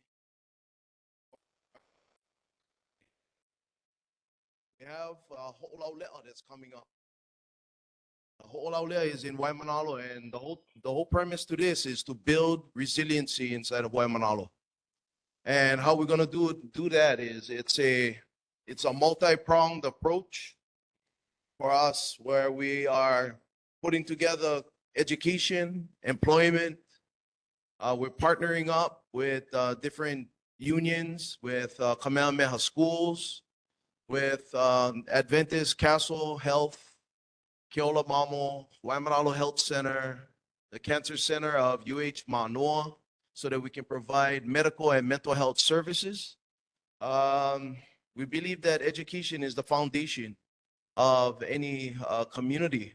So with partnering up with Kamehameha schools, we're going to be focusing on top of everything from KS to preschool to explorations to post-high educational opportunities like the Naho Okama scholarship and Keali'i Pauahi scholarship. And one of the other big things is we're going to put our money where our mouth is. 100% of the vendors' fees will go back to the community in scholarships. This is going to be the 3rd year that we're going to be offering the Haywood Kalima Scholarship, who was Kailua High School, 1964, during their golden years of football. So for those of you guys that's been there, You guys say him, and my father would say that all the time. He would carry his yearbook around and show everybody how Kailua was dominating with an 8-0 record, unbeaten for 2 years. Got to meet a lot of the different class of 1964, including Bob Richardson. And what we're trying to do is we're trying to share this opportunity with you folks. I know that Chair Leala Cook had already shared with you folks about the possibility of traffic. You guys already know how bad traffic is in Waimanalo already. Now with the parade coming up, it's gonna be even worse. You guys might want to put off your trip to Costco, Hawaii Kai, and might want to go over to Pali to head over to Costco in Iwilei. But I think the best thing that we can do is that we can prepare together. Because what is good for Waimanalo is good for Kailua. And what is good for Hawaiians is good for all. So we're also teaming up with, like I said, the unions, because we need a livable wage. Nothing against Target. But if you're gonna work at retail and then have to take quests for medical, that ain't it. Yeah, so we're working with the trades, iron workers, sheet metal, plumbers union, electricians union. So for those of you folks that have children and grandchildren that is just not applying themselves, send them over. This isn't a job fair, but we all know that in order to build a cohesive community, a cohesive society, we have to focus on top of financial stability. From financial stability, we can move towards home ownership to a legacy for one of our children, and eventually, hopefully, a legacy that will continue to provide generational opportunities. We will be honoring Chad Rowan, the first foreign Yokozuna. Many of you guys remember, if you guys was living in Hawaii from the late 80s on, you guys know that all of our TV sets was on top of sumo. Why? Because they made us proud. Because of their humble beginnings, because of their trials and tribulations, and all of their accomplishments. We'll also be honoring George Kalima, my brother. So we had 3 sumo tori pass away this year. First was George Kalima. Second was Chad Royan, his best friend. And then third was Taylor Wiley.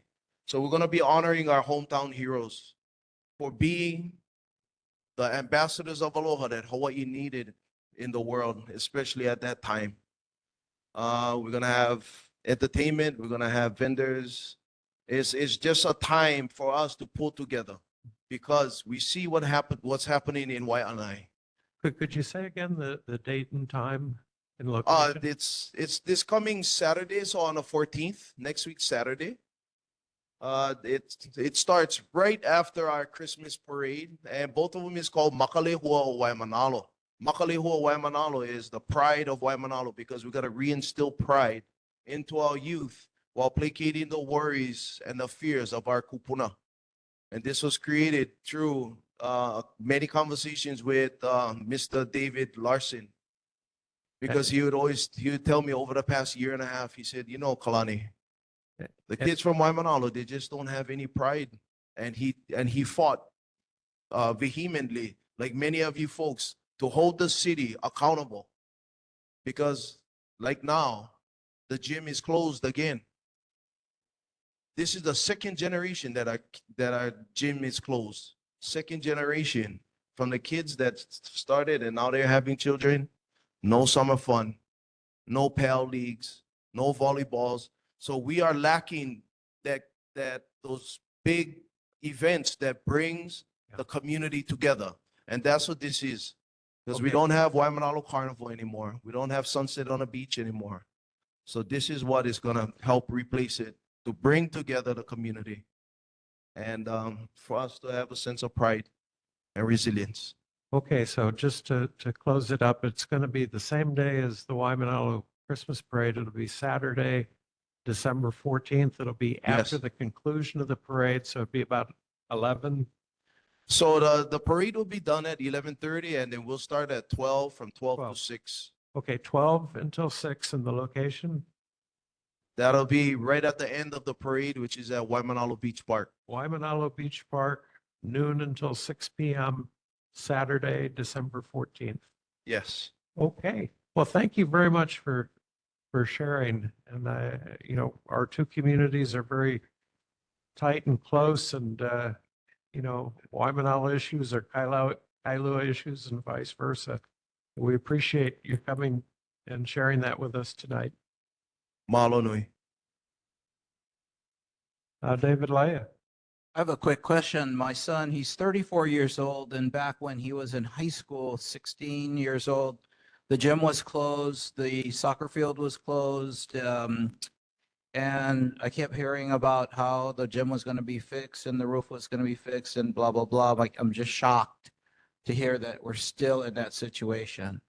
I think there's also some issues with bathrooms at the beach park, that nothing's happening over there. And that's been probably going on a decade or so, that they don't even have bathrooms. So I just don't understand why the legislative team and the governmental officials, the city and county, the people that come to our meetings, when we don't hear stuff happening on our end, we make a lot of noise here. Okay. And I still don't understand why it's not happening in Waimanalo. Maybe, I don't know if you can share, or if you can share for us why is it that our sister community here is not receiving the kind of services which we in Kailua have every day? That's a good question. I'd love to hear Maybe Esther, is that your an idea on is that. that your district, Esther, or? Well, if you'd like to make a comment now, that'd be fine. If you'd like to wait for your report. Okay. But, all right. Well, thank you so much. We also have these QR codes. If anybody wants to see them, we have flyers, we have posters. Just in case Perhaps you could take the QR code close to the camera so it could be recorded on the Olelo video. Okay, mahalo. Mahalo. Are there other resident and community concerns? Steve Davidson. Yes, thank you. I'm a member of the board of Mid-Pac Roadrunners Club. And here, just to let you know that on February 23rd, we will be doing our annual Kailua 10-miler race. And on March 23rd, we will be doing our annual Windward half marathon. And we appreciate the hospitality of the Windward community as we run these races every year. Are those both Sundays? Yes, they are. Okay, mahalo. Other resident to and you. community concerns tonight? Yes, ma'am. So just to is this on? Can you hear me? Not just community concerns, but also comments. Is that correct? Okay, so I wanted to, Celeste Gonzalez again, longtime Kailua resident. I really wanted to share with everyone here tonight that I actually this is my first time ever attending a board meeting, or excuse me, a neighborhood board meeting, I should say. And I had a concern, and I thought that maybe this would be the platform to present it. And the first person that I called was Evan Weber. Is that correct? Is that your name? Yeah. And I spoke to you on the phone, and I really want to express my gratitude, how kind you were to me, and how much time you spent with me to understand what my concern and my situation is. And then he also, I'm sorry, I have a really hard situation that I'm dealing with. And he very politely and proactively encouraged me to call Bill Hicks. And I did. And I didn't think that he was going to answer the phone. And I definitely didn't think that he was going to show any concern for my situation. And I was really wrong. And so I really want to thank both of you and Mr. Bill Hicks spent a lot of time with me on the phone and he asked me very direct questions and we engaged in meaningful conversation. And not only did he listen to me attentively, he also provided references for me for different avenues to where my situation would possibly get results. So I came tonight and I'm following his recommendation, and I'm going to talk to the two people that he told me that I should engage in conversation with. So I really want to say how appreciative I am and how proactive this committee is. And Mr. Bill Hicks, I thank you very much. And Mr. Evan Weber, I thank you so much for being so kind to me. Thank you.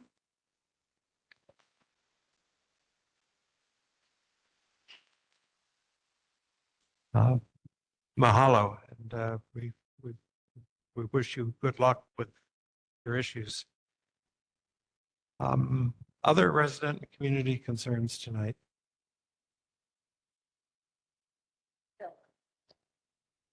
Donna Wong? And that is why neighborhood boards were created. We're volunteers. We are elected by all of you in the various districts, and we're here to listen to your concerns and help as we can. I prepared my 3-minute presentation on this sheet that I handed out. And so if you flip to the side that has some writing on there, it's in red and green. This is my neighbor, as my new neighbor. It's Mr. Wu and Zhu.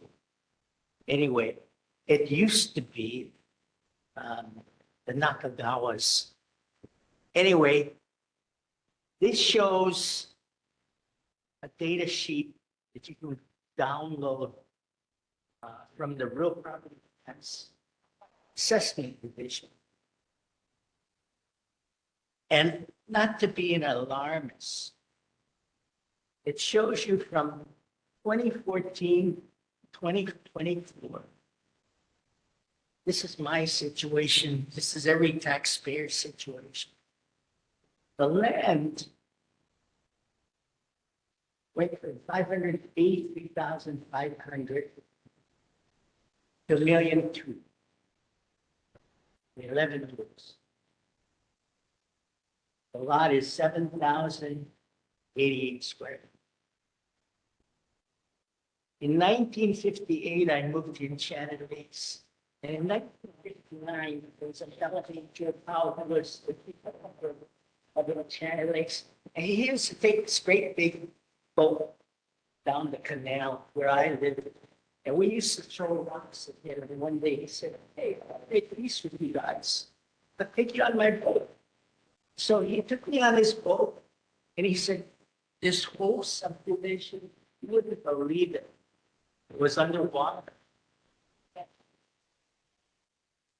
And I said, "You built this all by yourself." I said, "Hey, other people, but the cost of the land when we were always said and done. Tell me your wallet, $100. That's what it cost us to build with Enchanted Lakes. $1 per square. Look at where we are. This is my neighbor. He's paying, this land now is $169.79. What? From $1, 1958 to 2020. So I did some arithmetic. What's going on here? Well, it looks like the property's doubled in 10 years. Guess what? It's going to keep going. I'm not making this up. When I went back and I said, let's say if my lot was worth $1 per square foot in 1970, what would it be now? It's now $1.5 million. It's doubling every 10 years.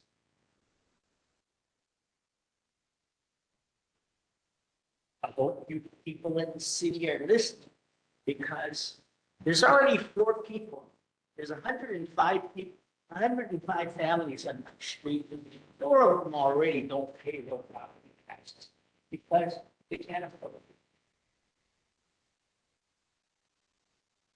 I'm not too far away from that because if my property goes from $1.8 million now in 10 years, I don't know if I'm gonna live that. It's gonna be almost $4 million. Can I afford to pay the taxes then? I'm having a hard time now. Okay, well, mahalo, and we hope you find some joy in this holiday season before the tax assessment gets published. Are there other, that probably didn't come out right. I'm sorry. Are there other resident and community concerns?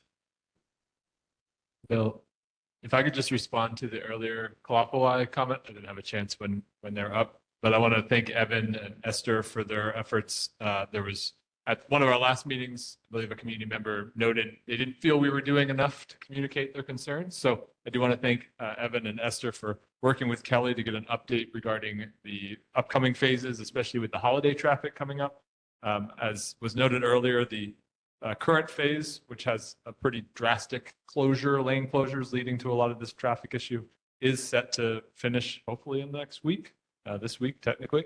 But phase 6A is what's going to be happening over the holidays, which only impacts the front of Kapolei, and the full roundabout will be open, alleviating a lot of the current traffic issues, hopefully, especially during the holidays. Also noted that some of the future projects or the next phase 8, technically we're in 5 and 7 right now. So phase 8 won't start till March of next year.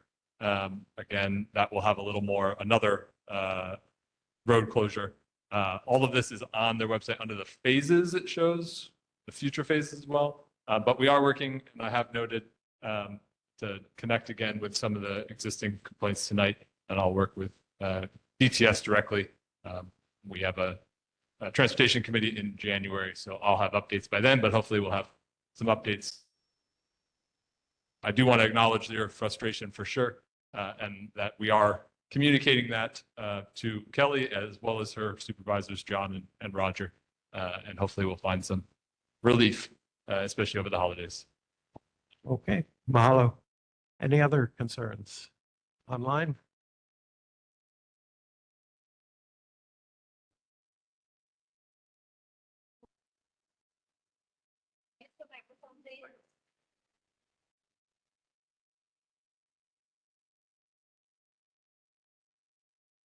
This is Mr. Hirota again. We had some comments back from the board, especially this lady over here in the white, I don't remember her name, but she said that in effect, 2 months ago, Kelly Akasaki lied straight to our face. And so I guess the question is, who or what is going to happen between now and if they don't finish this phase to allow them the mouthbound traffic in front of Kalakaua and front of the Beach Center?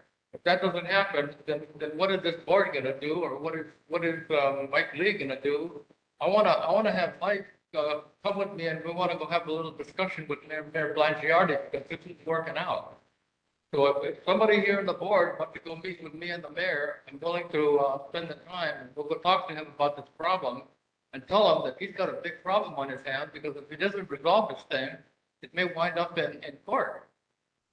You know, and it's not a hollow promise. I've been busy the last few months, but if this thing isn't finished by the end of December, and it's come January with the same situation, I think these people are going to go talk to a judge. Is anybody here willing to come with me to go talk to the mayor?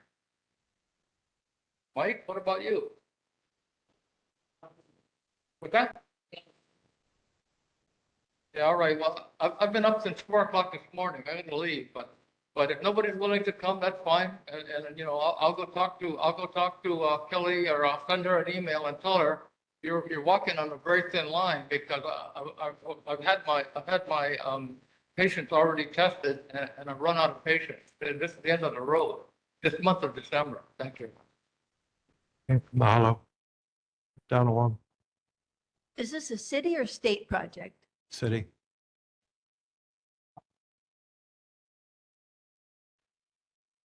All right.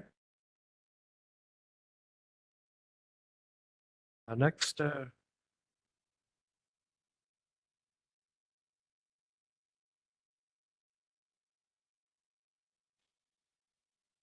next order of business are the reports from the mayor and governor's representatives. We have Shane Enright with us tonight representing Mayor Blangiardi. Shane. Yes, good evening, everyone. Happy holidays. Director Ireland wishes you all a safe holiday season. Please check out the mayor's newsletter. There's a lot in it, especially a lot of details on the city's lights parade that's happening this Saturday night in downtown Honolulu. I had 3 concerns that I needed to get back to you all on. The first was right out your door there at the playground at Kailua District Park. DPR is on it. They are installing new swings and new toys by the end of the year. So Merry Christmas, I guess. And they're waiting for a new approved island-wide contract to replace or repair the resilient surface and spinner chairs next year. And they're looking at DPR supervisor will have maintenance staff remove the inappropriate drawings because I believe there was some of that going on as well. So their DPR is on top of that. There's Gary, there was more questions on Kapa'akori Road and a traffic survey. DTS says the road is a private road. And there wasn't too much further information on who owned that road. So I'm sorry, it looks like one of those things that we all need to try to help figure out who the private owner is and try to work with him, her, or if it's a corporation to see if a traffic study can be done and more work done on the vegetation and the ditches and all the concerns, the safety concerns on Kapa'akori Road. And then the third item was the lights coming out of the transfer station, I believe, again on Kapa'akori Road. It suggested to install some light shields. The ENV is looking into it. They do want to make some type of change. They do say though that those lights are extremely important. Their drivers start very early when it's dark, and so they do need good lighting in and around the facility. So while they're not too sure how much of it they can shield, they're looking at ways to kind of redirect. That's all that I had on my report. I will duly note that you guys have such frustrations with Ku'ukama Road. I hear you on that one. But at this time, I'm going to pass it over to my counterpart at DPR, who I believe is there, Nate Sirota, to do a presentation for you all. So please. Shane, before you sign yes, off, Chair. I just want to make sure I heard correctly. Oh. Kapa'akori Road, basically connecting Kalaheo High School with Leisure Dance School and Kalani Aniole Highway.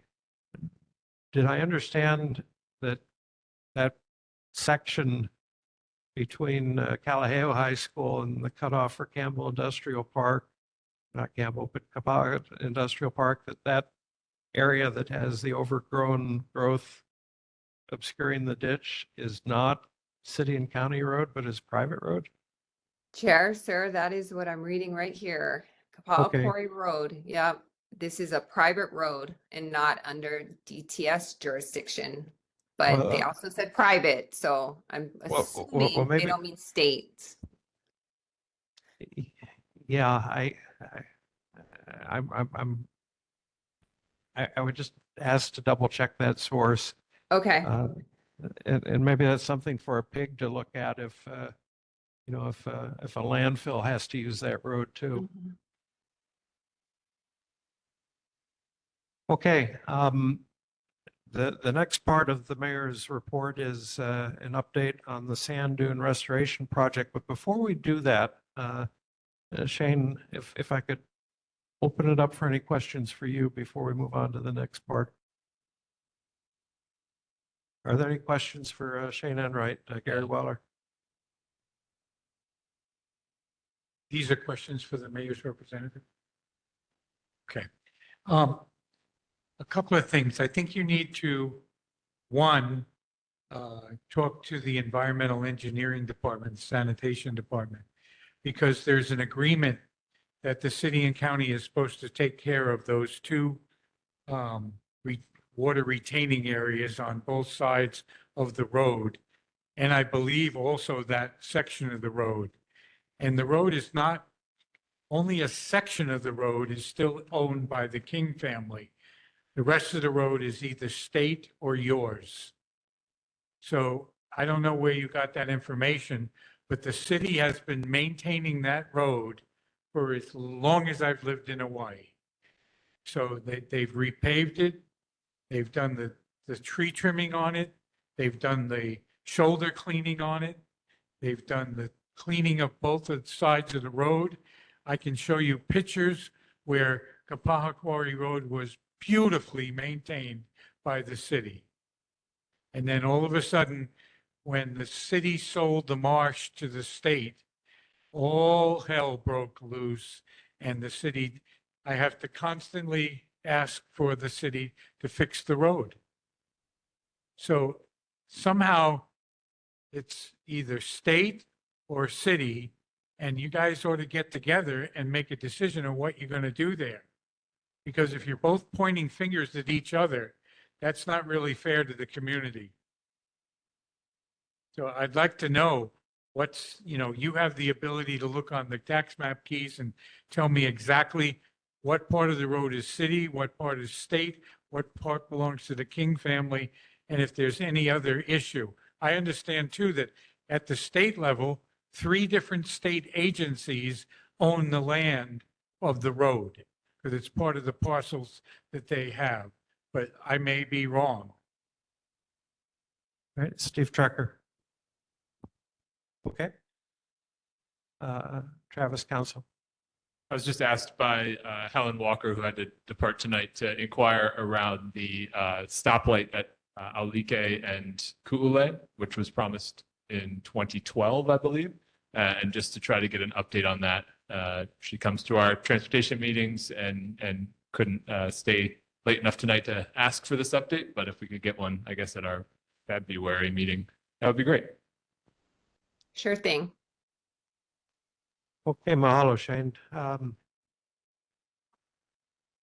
Sand dune restoration project at Kailua Beach Park, and from Department of Parks and Recreation, we have Nate Sirota and Amy Wirtz. Sure, Bill, did you have one more question?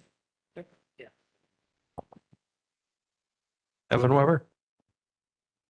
Yeah.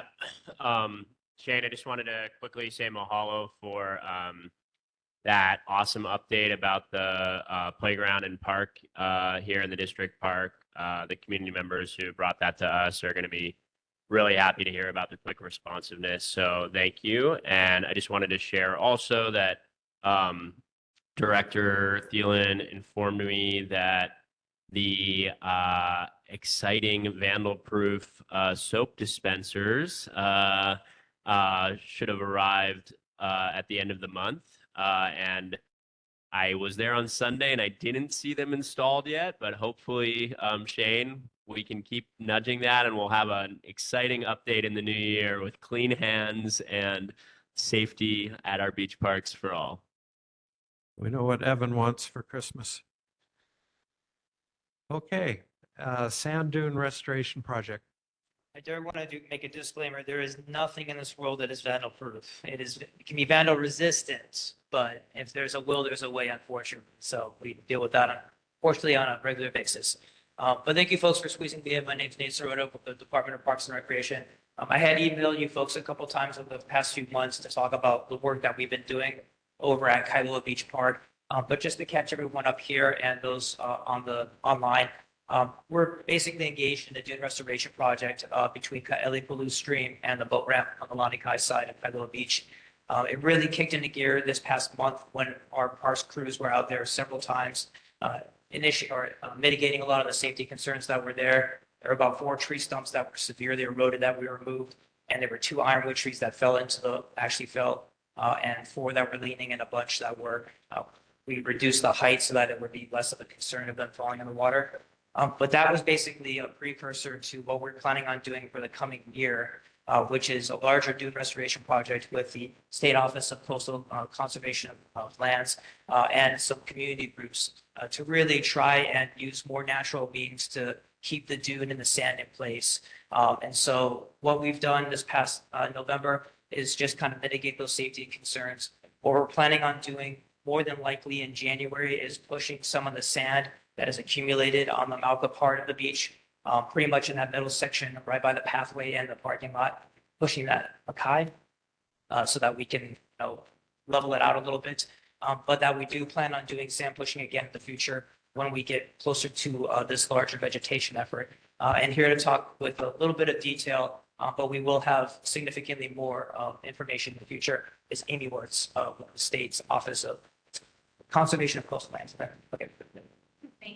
Thank you. Thanks all for having us. As Nate said, my name is Amy Wertz. I am a Hawaii Sea Grant Extension Agent who works with the Office of Conservation and Coastal Lands in the Department of Land and Natural Resources.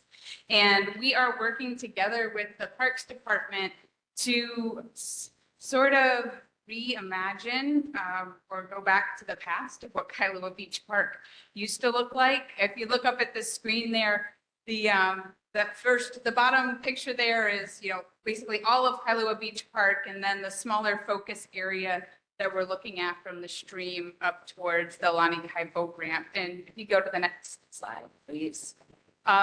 So the idea is to do this over the next year, maybe a little bit more, in a phased approach, so that we're not really impacting the whole park or that whole stretch at any one time. And the first phase, which is what Nate started to talk about, will be in that area that's fronting the comfort station, that is in the sort of near to where the canoe hale are. And then we'll sort of move towards the stream and back over towards the boat ramp and back even closer to the stream over time. If you could go to the next slide. And one of the key elements with this is that we don't have a lot of ideas of exactly how all of this will happen because it has to happen with the community. So one of the ideas of being here tonight is just to sort of introduce the idea and solicit if there's folks who are interested in sitting on a community advisory group. We really want to make sure that we incorporate all of the different park users so that as we go through this process, moving sand, revegetating the dunes, that everyone who uses the park, from walkers and swimmers and folks who want to put up their tents in the back shore and have a nice holiday weekend, and kite surfers, that we're really honoring the fact that this is a beach park which has human uses to it. This next picture is taken just at the end of November. These are drone shots that are courtesy of Shelley Cable, who's with the university as well. And I think you can really see here how much the sand is just blown to the back shore along the predominant winds. And I think we're really fortunate in this location in the beach park because most places our sand is being lost to the ocean, right? Our beaches are eroding and it's from wave action. In Kailua, our beach is just blown back into the comfort station. So the initial idea is to move the sand forward, as Nate said, and we can go to the next slide there. And in this first phase, this will be the phase one and just the initial steps, right, of looking at that first area, is taking that area around the comfort station and those coconut trees and the walkway where the sand in some places is as high as my hip. I know I'm not very tall, but there still shouldn't be that much sand in the back shore there, and putting it back closer to the shoreline, still Malca of the upper reach of the waves so that it is where it should be. And then before we have the vegetation and the vegetation plans ready, is using some sand fencing, which is those orange lines that are on there, to help to stabilize that so it doesn't just continue to blow back, and then placing one back so that it's the final backstop and sand doesn't keep blowing back into the parking lot. Because once the sand is in the parking lot, it becomes much more difficult for us to access that and bring it back out onto the beach because it's contaminated with car dirt and we don't want to introduce that into the ocean. There's one more slide there, if we go forward, just so you have an idea of what that sand fencing looks like. And that is from a beach park in Maui. So they're just segments of that fence, and it's a very fine mesh so that when the wind blows the sand, which you all know that Kailua beach sand is that super, super fine sand, that it catches it and keeps it back down on the beach so it doesn't continue to blow back. And that really is only a temporary measure until vegetation can get established. And the types of vegetation that are appropriate to this kind of area are things like papuihui and ake grass, maybe some nanea, and maybe even some pokinakina and a kuli. But really those trailing vines are really what stay low. And in the long term of the project, I think if you look back at historical pictures, there's a much lower profile of the beach than those big, they're not even really dunes, they're just berms that have been artificially formed by the wind and the wave action, is really reshaping those, designating new pathways that do not go along the wind path, because that also gives access for the sand to blow back. And as I said, really working with everyone who are the park users to lay out a nice plan so we have designated walkways where the dune vegetation can grow and be healthy to stabilize the sand, and we still have room for all of the park uses. And then the very last slide, for anyone who is interested in providing input into the process, being on a community advisory group, is my email and the email of Claire, who is also, you just stand up for a second, Claire. Claire is with the CCSR, with the city and county as well, and we will be coordinating the community outreach and the community input. And yeah, that's everything. Okay, the presentation's frozen and won't advance to that slide at the moment. If we can get it, we'll put it in chat.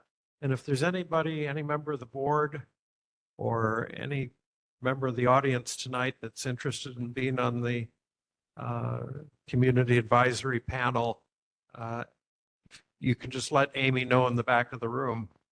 So thank you so very much. All right, next report is Governor's report. Aaron Connor.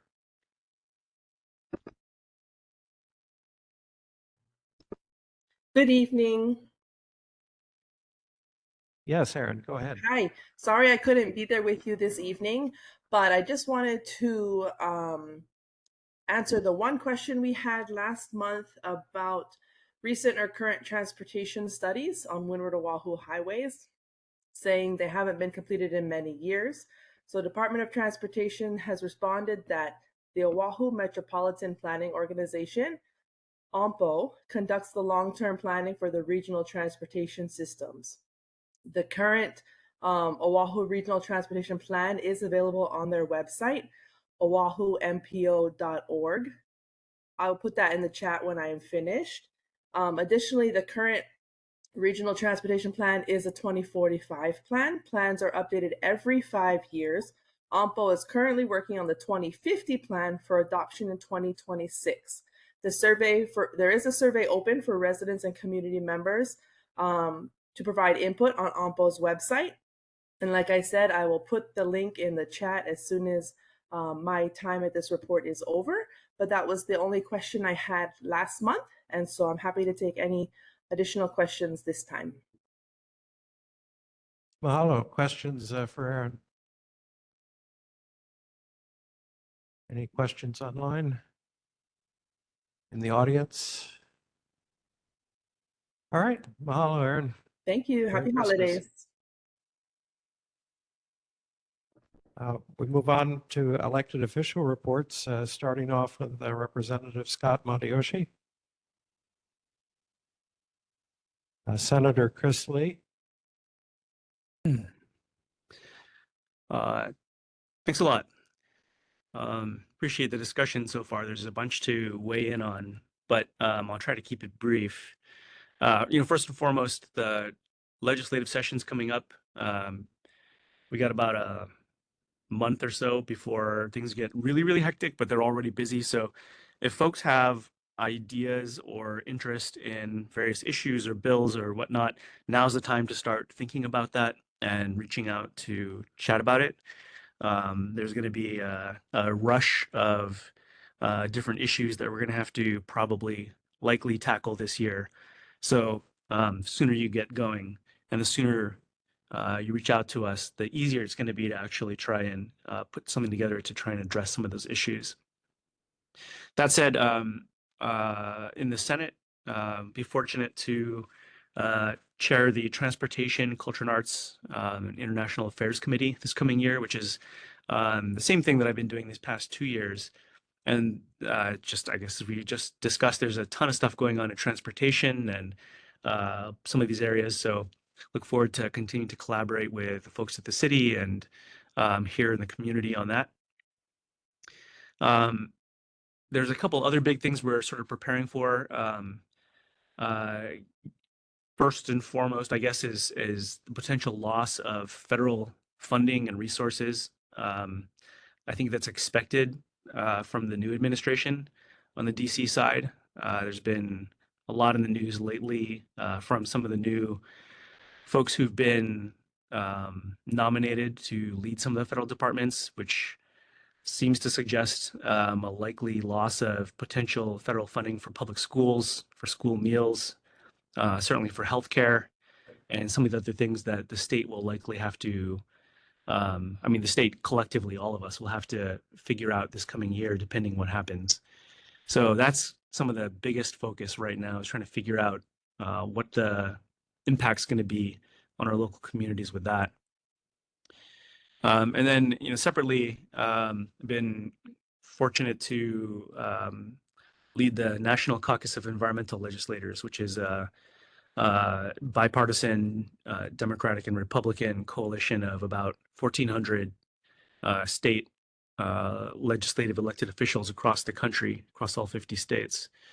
And one of the things that we've been working on, in fact, I'll be going to DC shortly to continue working on this, is the rollback both at the Supreme Court, U.S. Supreme Court, for a lot of the environmental protections and basic regulations that, for the most part, leverage science and data to try and protect things like clean water and air and land, habitat, so forth. The other thing that's likely to change, I think, with the new administration also coming in, is rollback of a lot of the federal regulations and protections, sort of on a community level, when there's projects or impacts. I know we've been talking about landfills and other things that are tangibly real things in our community that could potentially be impacted one way or another, depending what happens. But for a lot of federal projects, especially where there's funding or things like that, which kind of span the gamut from transportation to energy and so forth. Right now, there's a lot of basic regulations, National Environmental Protection Act, and other sorts of analyses that have to go on, which would be potentially rolled back or impacted. And in particular, we've had a pretty good working relationship, I think, with the Marine base and Bellows and some of those institutions that are currently and continually moving forward with various different proposals and projects. So the timelines and the transparency and other things on some of those as well could be potentially impacted by, I think, where the new administration suggests it's going. So we're working across a number of our states with our state level colleagues, both in Republican and Democratic circles, to try and figure out on the state side what we can put in place to preserve a lot of that basic protection for environmental considerations and ensure that the community has a place to be able to weigh in on a lot of these projects that may start to get rolled back. So needless to say, there's a lot going on right now, and we don't exactly know where things are going to go, but we will find out soon enough. So I'm happy to dive into anything else specific for the moment or answer any questions, but thanks for having us, and look forward to another hopefully good year this year. Mahalo, Chris. Any questions for Senator Lee? All right. Happy holidays. All right. Thanks very much. Happy holidays, everybody. Senator Jarrett Keahokalole. Councilmember Esther Kiaina.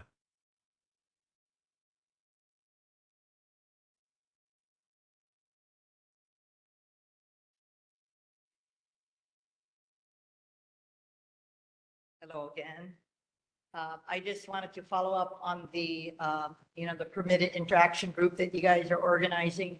Again, as I mentioned, I'm going to ask the city to take us to all of the various sites with the state lawmakers, and it'll be before the legislature opens. And so I will make sure to let Chair Hicks know, and then by then you will know who the chair of the PIG is, and I will work with them to see whether or not we make it joint or whether or not it be a separate meeting. I'm quite curious as to whether or not they have a map and the specified areas with regard to acreage and all of that stuff, the good stuff. If they don't have it, then I'm even more skeptical of how they came up with this list. Second, I just wanted to just make sure that people were aware that on Thursday, December 12th, from 6 to 7:30 p.m. At the Kailua Intermediate School cafeteria, we will have the Department of Transportation Services provide an update on the final Lanikai Transportation Management Plan. 3 updates legislatively. The first 2 is something I've mentioned before, but it's going to go for final reading for both of them. One, of course, is Bill 64 relating to the land use ordinance. Gloria of my office will be putting the website for Bill 64, which includes a committee report that I filed today, as well as the latest text. And so this again is for final passage. Any questions, please call my office. We are reconvening the Council's Agricultural Development Task Force. That's also going to be going for final reading. Lastly, and I've heard from a lot of constituents on the windward side, as well as elsewhere in Oahu, relating to the empty homes tax, which is Bill 46. Since my last meeting, I just wanted to update you on where I stand. I expressed concerns, and at the Budget Committee, I was one of 2 people who voted against the measure. 3 voted yes, with 1 voting with reservations, and it still passed. Next week, we're having the final consideration of this measure, and it's going to be a very close vote.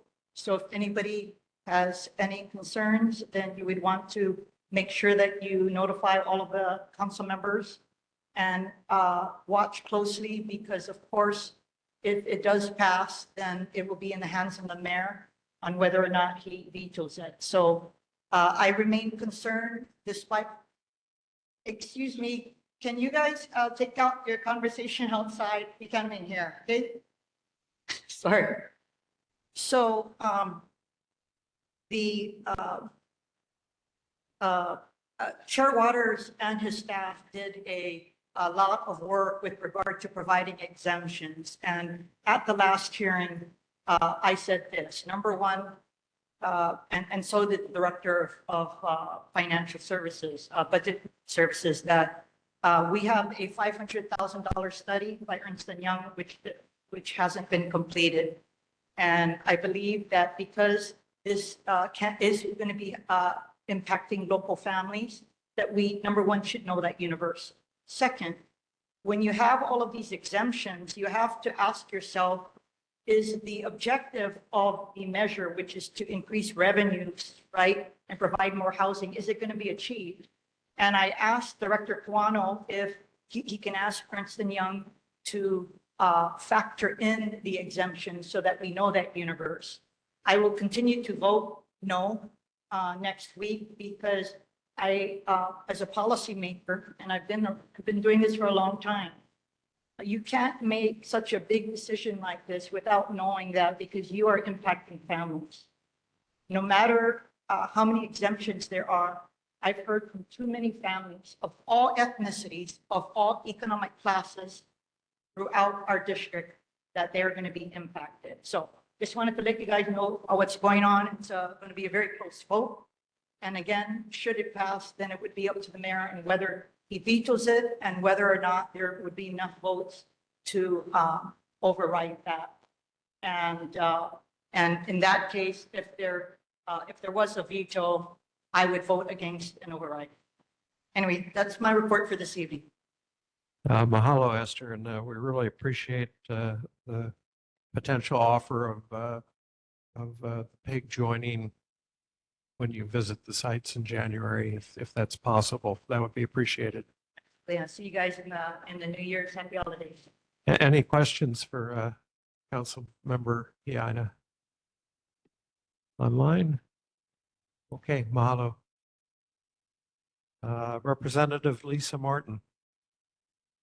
Aloha, good evening, everybody. I wanted to start with allowing my new office manager to introduce himself. I hope you folks will call and visit and email for any help or to share any concerns. And so I wanted you to know who else will be in the office responding to those concerns. Go ahead, Ed. Okay, I'm Ed Thompson, Lisa's new office manager. Good to meet all of you tonight and look forward to working with all of you too.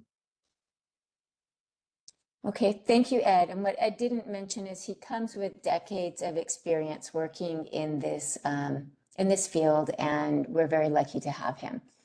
I also moved offices, now in 426, same phone number, same email address, and really look forward to hearing from everybody what they're interested in me working on for this next session. But what I am working on now, I'm still the Chair of Human Services in the House, and they have added homelessness to my kuleana, which many of you will know I've had a real interest in over time. So I have been working really hard during the interim on reforming child welfare service. We had a working group that was set up by the legislature called the Malama Ohana Working Group, which has had meetings all across the state to get input from people with lived experience with the system and really trying to respond to the recommendations and translate some of those wishes into concrete bills that are possible to implement and to pass. Also working on childcare issues, in-home services for kupuna, homelessness and related, especially to mental health care problems or substance abuse problems. Like Senator Lee mentioned, in the human services area, we're also very worried about what our new federal administration, the impact that will have on our ability to maintain current state services. For Medicaid, about half of our children and about a third of our adults benefit from Medicaid for their health insurance right now. And the federal government pays for about 60% of that. If they are to reduce, that's over $2 billion. If they were to reduce their funding, that is not something that our state could easily compensate for. Similarly, SNAP, which is what is food stamps are called now, is heavily federally funded and very worried about losing some of those benefits. Also worried about what will happen to our vaccination access, given the nominee for those types of things is a devout anti-vaxxer. So just worried about whether that will decrease access to vaccines. What will that do to our protection for kids in schools, especially kids that are immunocompromised that can't get vaccinated themselves? So that's a lot of preparation. Some other things that are happening is, as you know, it takes a long time for funding and projects to be completed. So it's always nice to see things actually come to fruition. We have 3 new buildings finished at the Women's Correctional Facility in Kailua, and they are now moving and almost finished moving 120 women, all of the women from the Oahu Community Correctional Center to that facility. So all of our women will be in one place, and there are much better facilities to host our much more focused on education, vocational training, mental health support, and reentry preparation with families, connecting with families. And this is something that we also recently had a ribbon cutting for a new facility for men, for fathers, at the Waiawa Correctional Facility, which is a place that male prisoners can be selected to go in the last 2 years before they're released.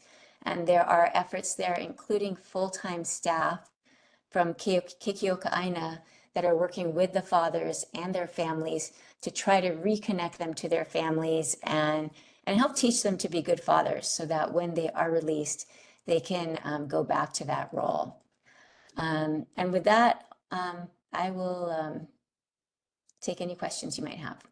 Okay, mahalo. Any questions for Representative Martin? We need to go quickly. David Laya. If you could just update us on the little fire ants. Is it spreading? Is it being curtailed? It is spreading. One of my closest friends who lives on Dune Circle has it right now. She shares a landscaper that has,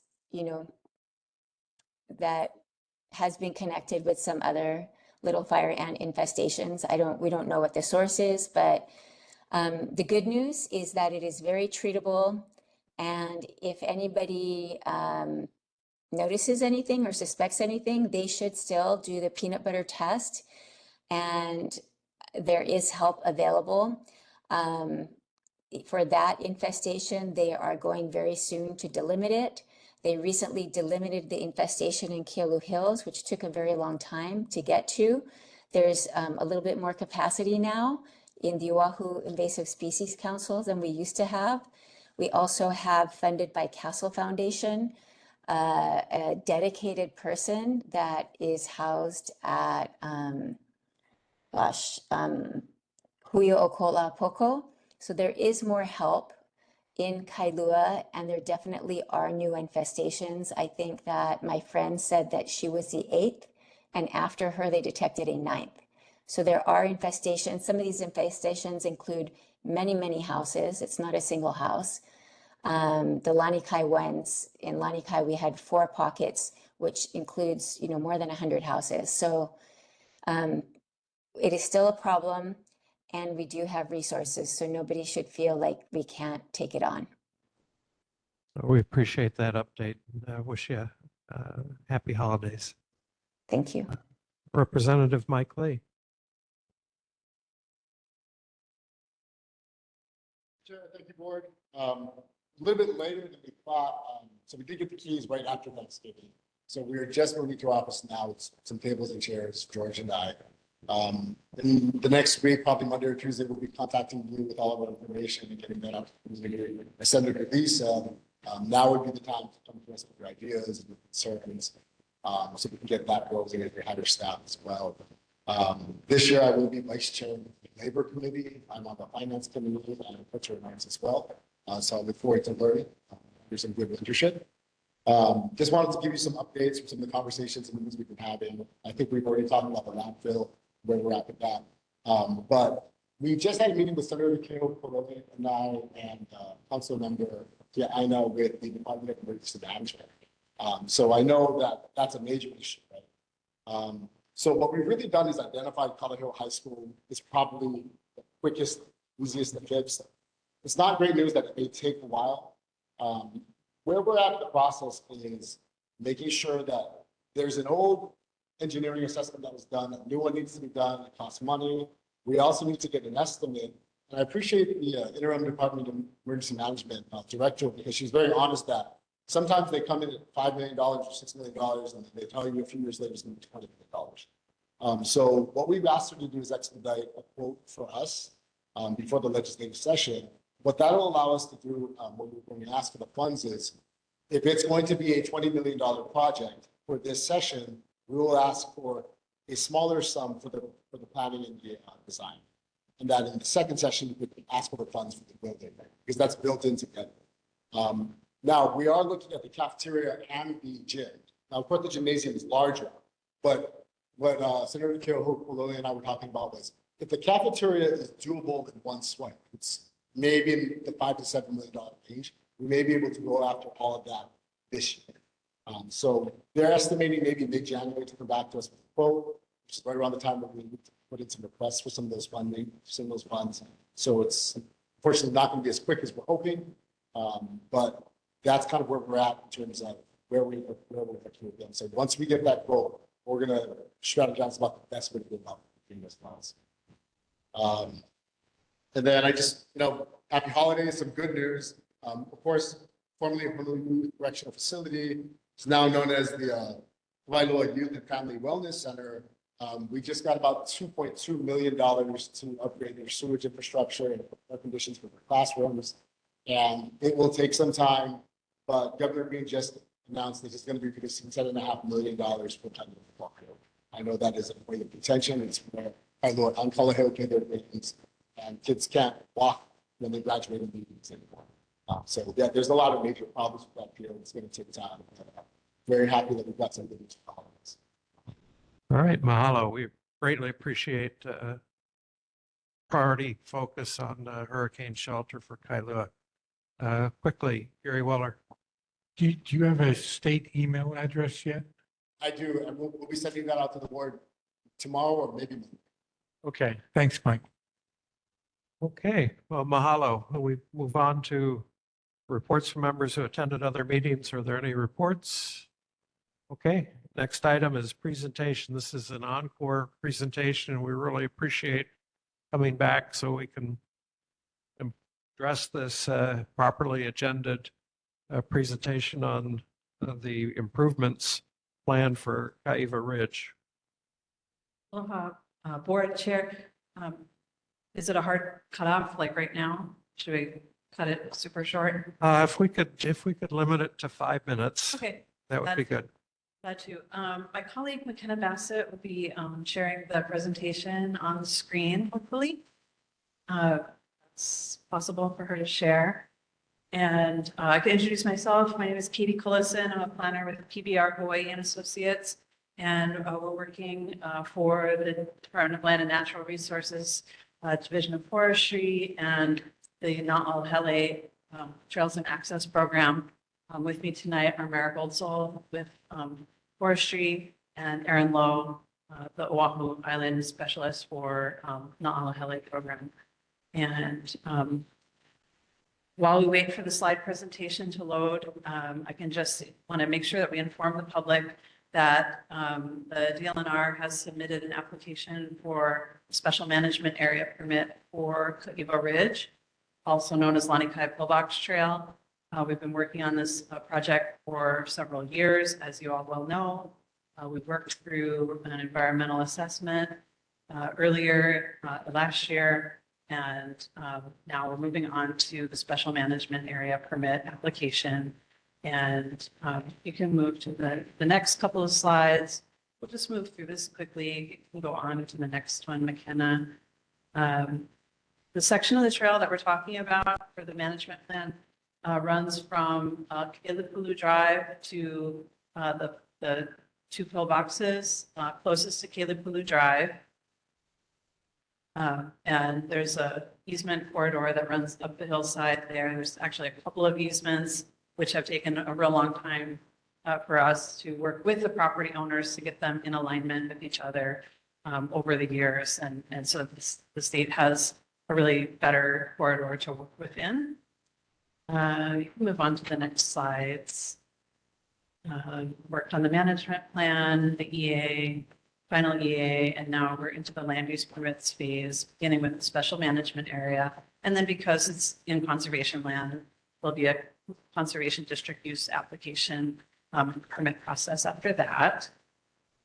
If you have interest in looking at the management plan and the environmental assessment, you could just Google it and it would take you to the State Office of Planning's Environmental Planning EPR, Environmental Planning Review website, formerly OEQC, and look up the environmental assessment for the Kaiva Ridge Trail, and you can see the management plan that's associated with it that works to both manage the physical landscape as well as some people management strategies. And then on the next slide, I think you can just keep moving on. just want to note that state has made progress in hiring trail stewards that have a presence on site. There's been some very well attended work days, and they've been actively working on the erosion issues at the foot of the trail and the trailhead at Kailua Drive. But an SMA permit is required for the development, which includes the work that's being proposed going up that first ascent of the trail for the whole thing. So we'll do the SMA use permit for the improvements to the trail to help control the erosion and to help people understand what the correct legal corridor is, so that we can keep people moving in a safe and managed way on the trail. And I think you could move on to the next slide. There's some images on the next couple of slides, just showing kind of the idea, the concept behind how the trail treatment will be addressed, which is through natural materials, hopefully everything sourced on site, just a moving of rocks and dirt in order to switch back delicately up the hill as best we can, and not introduce a bunch of materials that can fall into disrepair or further contaminate the environment with plastics. Landscaping is always important to the DLNR when things are disturbed, to reintroduce native plants whenever possible. We can move on to the next slides. And you can keep scrolling. So these are just some images that are found in the environmental assessment and in the SMA application. They're all should be available to the public. You saw a bit about what the SMA involves from an earlier presentation tonight, so we can move on through. You can continue on through towards the end of the presentation, I think, since this is a repeat presentation.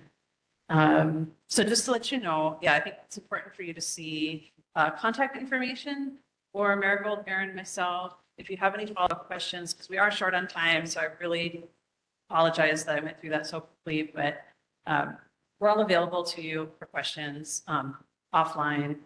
And the SMA permit is public, involves a public hearing. So there's opportunity in that more formal venue as well to ask questions or raise concerns at that time as well. Well, we appreciate your sticking with us tonight and getting this out to the public in round two. Are there any questions tonight? Thank you very, very much. Thank you.